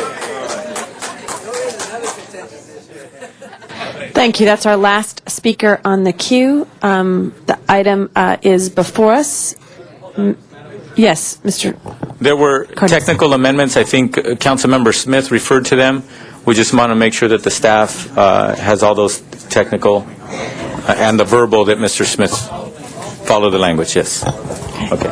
Thank you. So it will be with the amendments. You want to express just to clarify, the technical amendments are included on this amending motion. The map is incorrect. It's off by an alleyway. So follow the zip code boundary in the Northridge corner. Okay, so we're just voting on this motion then, with the as written. As written, that is before us. Okay. Madam Clerk, please open the roll, close the roll, tabulate the votes. 10 ayes. 10 ayes. That item has passed. Thank you. Next item. Madam President, it doesn't look like there's going to be 12 members. Shall we? Yes, we'll adopt. If we could have item 1 before us. Madam Clerk, open the roll, close the roll, tabulate the votes. 10 ayes. Thank you. That item's been approved. Next item. Next is item number 15, and that was, there are cards on that one. Yes. Miss Miriam Fogler. Miss Fogler. Miriam Fogler. Yes, Miriam, if we could ask everyone who's leaving the council chambers, if you could please take your conversations outside. The council meeting is still continuing. Is this on the special event? This is item number 15, yes. Okay. If you haven't read your papers today, folks, been given notice about the reduction in services, even though you put the, like I said, the modern communications tax on the ballot February 5th. And from what I heard, an additional $200 million is being cut out too. I forgot where it was. So I don't know where the beef is in this city, but we better get the house in order, and I need someone who is a very good fiscal manager to take over and to bring the city back into, to put it back in from the deficit. We're in a deficit, the city. So we need to turn it around, take the CRA money that you've been using for all these big projects, and stop these special events. And that way we can balance the books. And by the way, in the Birmingham Braves, I used to go to school in Van Nuys, 75. Well, I know they're now Patriots, but they were Braves. I have on my school ring the Braves. Yeah, I graduated in 75. But folks, let's get a handle, let's get a grip on the city. It's a great city here. My mom, my family's been growing up here since the 1800s. Since the founding of the city. We need to stop the special events and have all these people voluntarily pay for all this stuff, because the city is having a fiscal crisis. Can we get any cooperation and also raising money for the no parcel tax? I talked to Candido, he's not for the parcel tax, but he's for raising money for the gangs. We need money for that, not for these special events, for helping us to help people getting out of gangs. Not parcel tax. We don't want to impose it on the people who live in homes and apartments and condos, because it's just going to raise the rents and everything. So we don't want to do that. So let's not vote for this special events anymore. Thank you. Thank you very much. Ms. Sharon Brewer?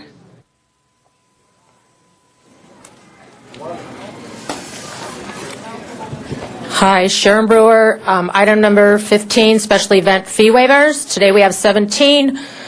We have 14 with amounts, $50,671, 3 to reimburse. 13 of these items on the agenda are after the event. I refer to Council File 052467-S1 that says the special event motions need to be approved by the council prior to the date of each event for liability reasons. Approved motions trigger the city's liability insurance coverage for the events and provide authorization for street closures, temporary parking restrictions, and related actions associated with the special events. For October, 188 total, 154 with amounts, totaling $706,067.26, 3 with no amounts, 32 to reimburse. You have 14 days of city council.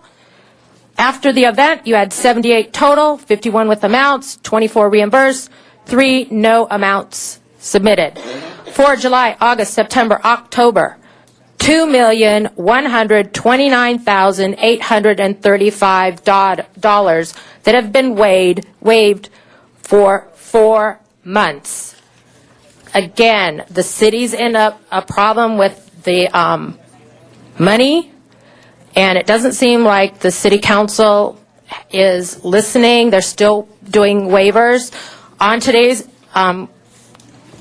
calendar is an event where city council ended up approving $10,065 back in June, and the same people are back again for an additional $7,233. Something has to be done about these fee waivers. I know that it's put on the mayor's budget for the neighborhood councils to address. Thank you. Thank you. Ms. Fogler and Ms. Brewer, in a budget committee just a week ago, or less than a week ago, Mr. Parks and Mr. Smith, we talked about that we'll be having the policy come forward, I think within 30 days. Is that correct, Mr. Smith? Yeah, because I know you want to make sure, Mr. Parks. It's only 4 years late. Yeah, it's coming. All right. Thank you. Madam Clerk, open the roll on this item, close the roll, tabulate the votes. 10 ayes. That item's been approved. Colleagues, we're asking item 4 and item 5 to go forthwith. Next item, I think, is a Rule 23. Madam President, real quick, for the record, item number 1, the ordinance is carried over till November 9th. Thank you. Regarding the Rule 23, thank you, Madam President. I'll recite the facts as presented to me by the maker of the motion. for the Council's consideration of the adequacy of the findings. Since the posting of today's agenda, the daily accumulation of waste at equestrian ranches in the Lakeview Terrace community due to a waste hauler's discontinued operations has created a growing public health hazard. Immediate action is required to request the Bureau of Sanitation to seek expedited approval of a permit from the local enforcement agency to allow short-term disposal of waste at Lopez Canyon landfill for mulching purposes. Council must first make findings pursuant to Council Rule 23 and Government Code Section 54954.2 before considering the substantive motion. Thank you. We have the findings before us right now. Madam Clerk, if we could open the roll on the findings, close the roll, tabulate the votes. 10 ayes. Thank you. I'd like to acknowledge Mr. Alarcon, and when you'd like to have our public speakers, please let me know. We've adopted the findings already. We're quick here. So would you like to hear the public comment cards first, or do you want to make a statement? Okay. I'd like to have Seal Borman and Otis Wallace.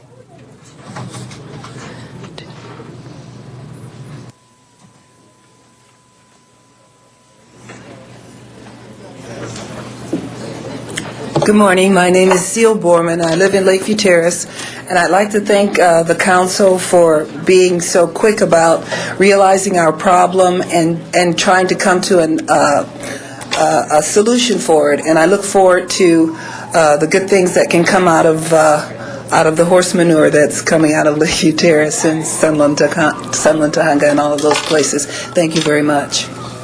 Thank you, Seal. Otis.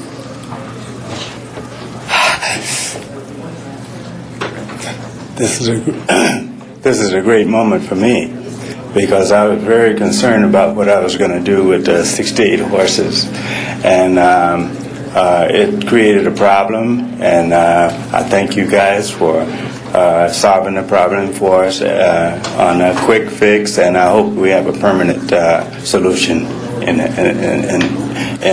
the works, and I thank you very much. Thank you, Otis, for being here. Yes, Mr. Alarcon. Members, this is, sometimes you have to snatch victory from the jaws of defeat. Thank you, Mr. Smith. In this case, we had a community that was receiving services from a private business on Foothill Boulevard to receive the horse manure for relatively large and mid-sized ranches that had a lot of horses. This does not. These are people that had too much manure, quite frankly, to be handled by the city's regular operation of picking it up once a week. And so they would take it to this private business. The business moved to Santa Clarita and could no longer service the Lakeview Terrace area. And so it compelled us to work with the Bureau of Sanitation to see if we couldn't come up with something to respond. As you might imagine, the manure is accumulating as we speak. You can't turn off the horses. And so, as was explained to me by Otis Wallace, although I didn't need an explanation,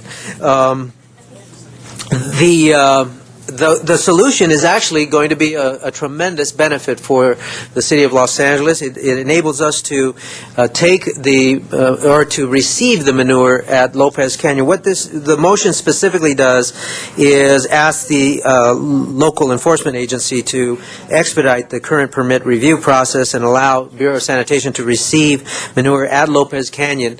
They are restricted to a certain extent. They can only receive manure up to and mix for the purposes of developing mulch, manure at 20% with the green waste, but they feel that they can manage all of the manure that they would receive theoretically from the community of Lakeview Terrace and other communities for that matter, and stay within the rules at below 20%. The interesting thing is that the quality of the fertilizer that will be produced will obviously be enhanced. And so talking about going full cycle, this is a tremendous opportunity. Then most of the fertilizer essentially would be used by farmers in Ventura County, but some will be available for local use as well. But the bottom line is this is taking full cycle an issue that can be very problematic. In fact, we are enhancing the manure now is taken up to Fresno or something, so we're actually using it more in the local proximity and creating a better quality of mulch to be distributed by the Bureau of Sanitation. So this would merely expedite the process, allow our local enforcement agency to grant the permit, and help a lot of horse owners in not just Lakeview Terrace, but other areas that might have the same issue relative to that private business moving. So with that, I would ask for your support. Thank you very much, Mr. Alacone. Madam Clerk, if you would open the roll on the Rule 23, close the roll, tabulate the vote. 10 ayes. That item's been approved. Thank you, Mr. Alacone, for your leadership on that. Next item.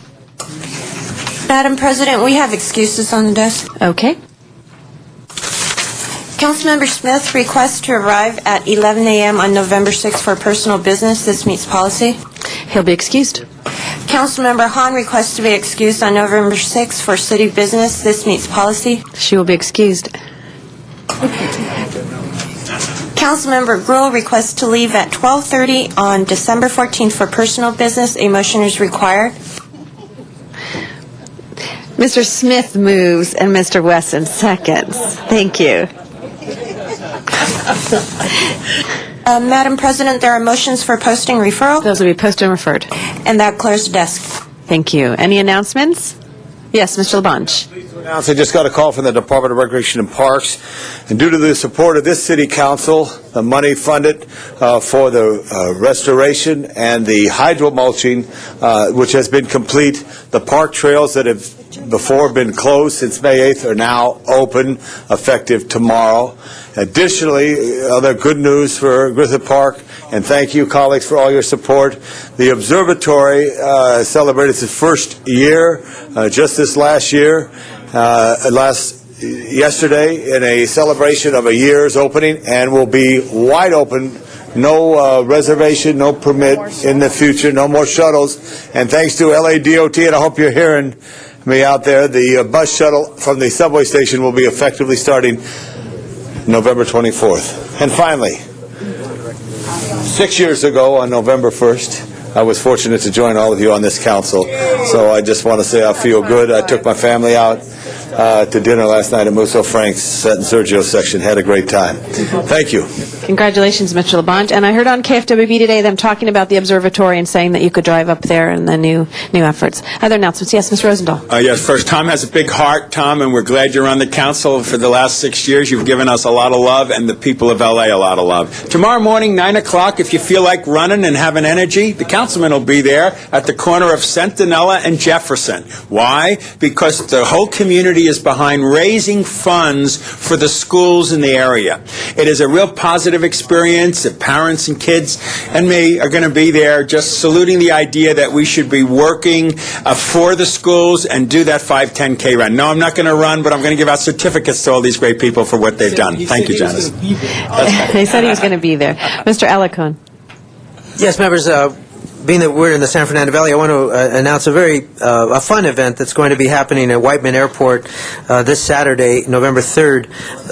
It's sponsored by Challenge Air for Kids and Friends. This is a national organization that is presenting a fly day for physically challenged kids. So it's an opportunity for kids who have physical challenges to enjoy the beauty of flying, and they actually will fly them in the air. And so this is a great opportunity for any families who have a member or know of a friend or care providers who might bring their physically challenged friend or family member to this event. It's a great opportunity and it's a lot of fun. So that again is at 12653 Osborne Street in Pacoima at Whiteman Airport this Saturday. Mr. Cardenas?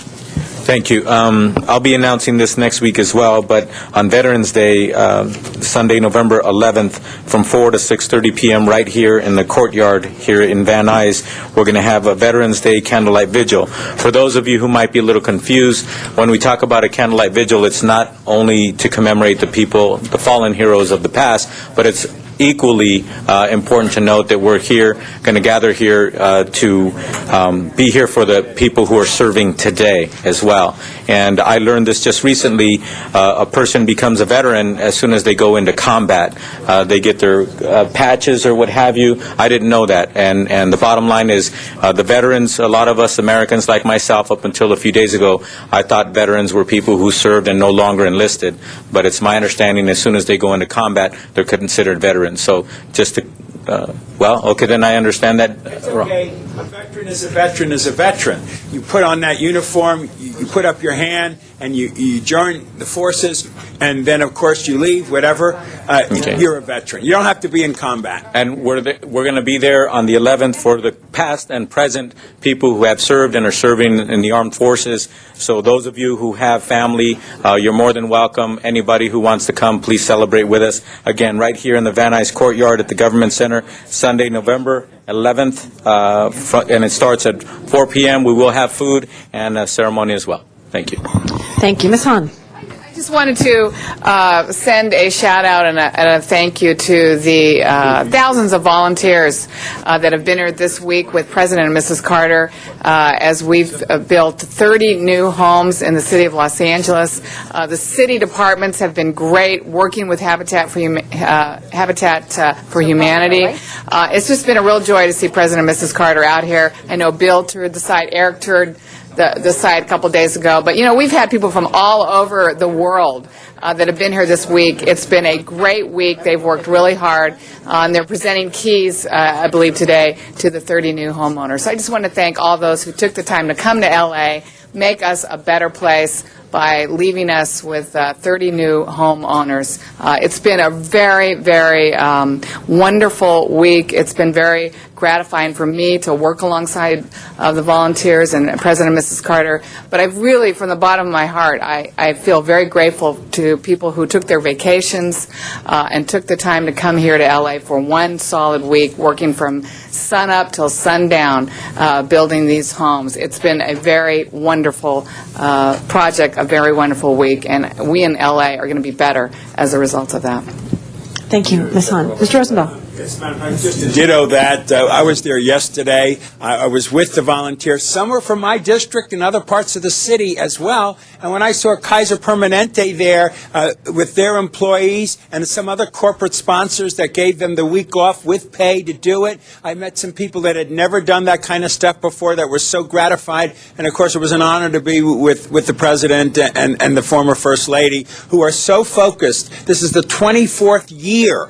that they have been building houses all over the world. And I was hugging and hanging with a couple that got one of those houses that they're going to have townhouses there, and they were so happy and so thrilled. It's the best part of seeing our country functioning was what President Carter did and the blessing he gave to Los Angeles by being here. And those other volunteers from all over America were fantastic. Some of them actually, Madam President, have been doing it for years, and this is something they look forward to every year. And we're honored to have them come to our city and provide that for all of us. Thank you for letting me speak. Just to follow that, I think it's really important. I know Mr. Parks is going to speak, but what's interesting, colleagues, when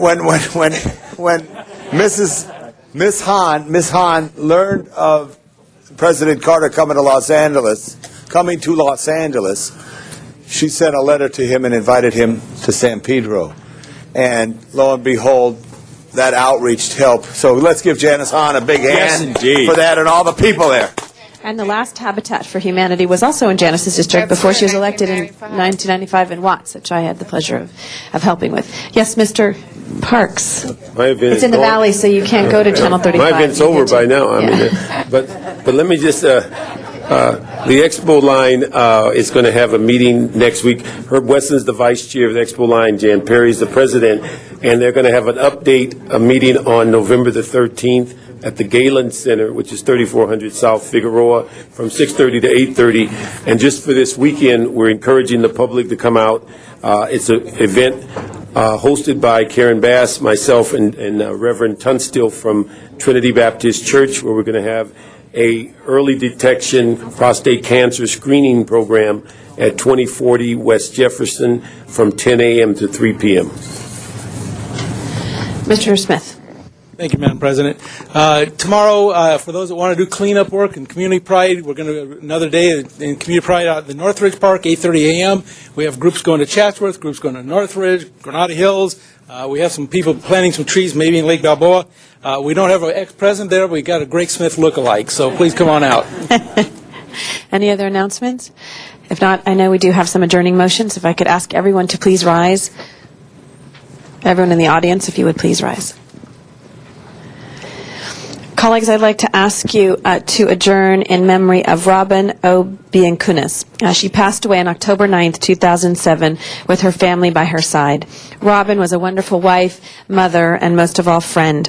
She graduated from Van Nuys High School in 1975 and Cal State University Northridge in 1979. She enjoyed nothing more than a bright sunny day, wakeboarding on Lake Castaic, or a crisp, clear morning skiing at Mammoth. But what she truly loved most, and what was most important to her, was being with her family and friends. Robin's incredible warmth and kindness were felt by all. She will be missed by all that met her and knew her. A celebration of life was held on October 28th at her parents' home. In lieu of flowers, donations can be made to the Van Nuys Rotary Foundation, which is Van Nuys Rotary Club Foundation, P.O. Box 570083 in Tarzana. She is survived by her husband Leo, her son Hamilton, her mother and father Tom and Carol Zide, who are friends of mine, brothers Glenn Zide and Flint Zide, grandmother Emily Fox Devon, and her beloved puppy Dallas. May she rest in peace. Any other adjourning motions? Ms. Hahn. I'd like us to adjourn today in the memory of Betty Jane DiBernardo, who passed away Wednesday at the young age of 49 following a very short battle with pancreatic and liver cancer. She was a lifelong resident of San Pedro. She sadly leaves behind her husband of 20 years, Michael, who is the marketing director at the Port of Los Angeles, and she leaves behind two young children, Michael Jr., who's 17, and Jenna, who is 12. The funeral will be held Tuesday morning at 10:30 at the Holy Trinity Church in San Pedro. It's a very tragic loss for this family and certainly for the whole community of San Pedro. Thank you. Are there adjourning motions? If not, Madam Clerk, please open the roll. Excuse me, close the roll. Adjourn the motion. Okay. The meeting's adjourned. Thank you.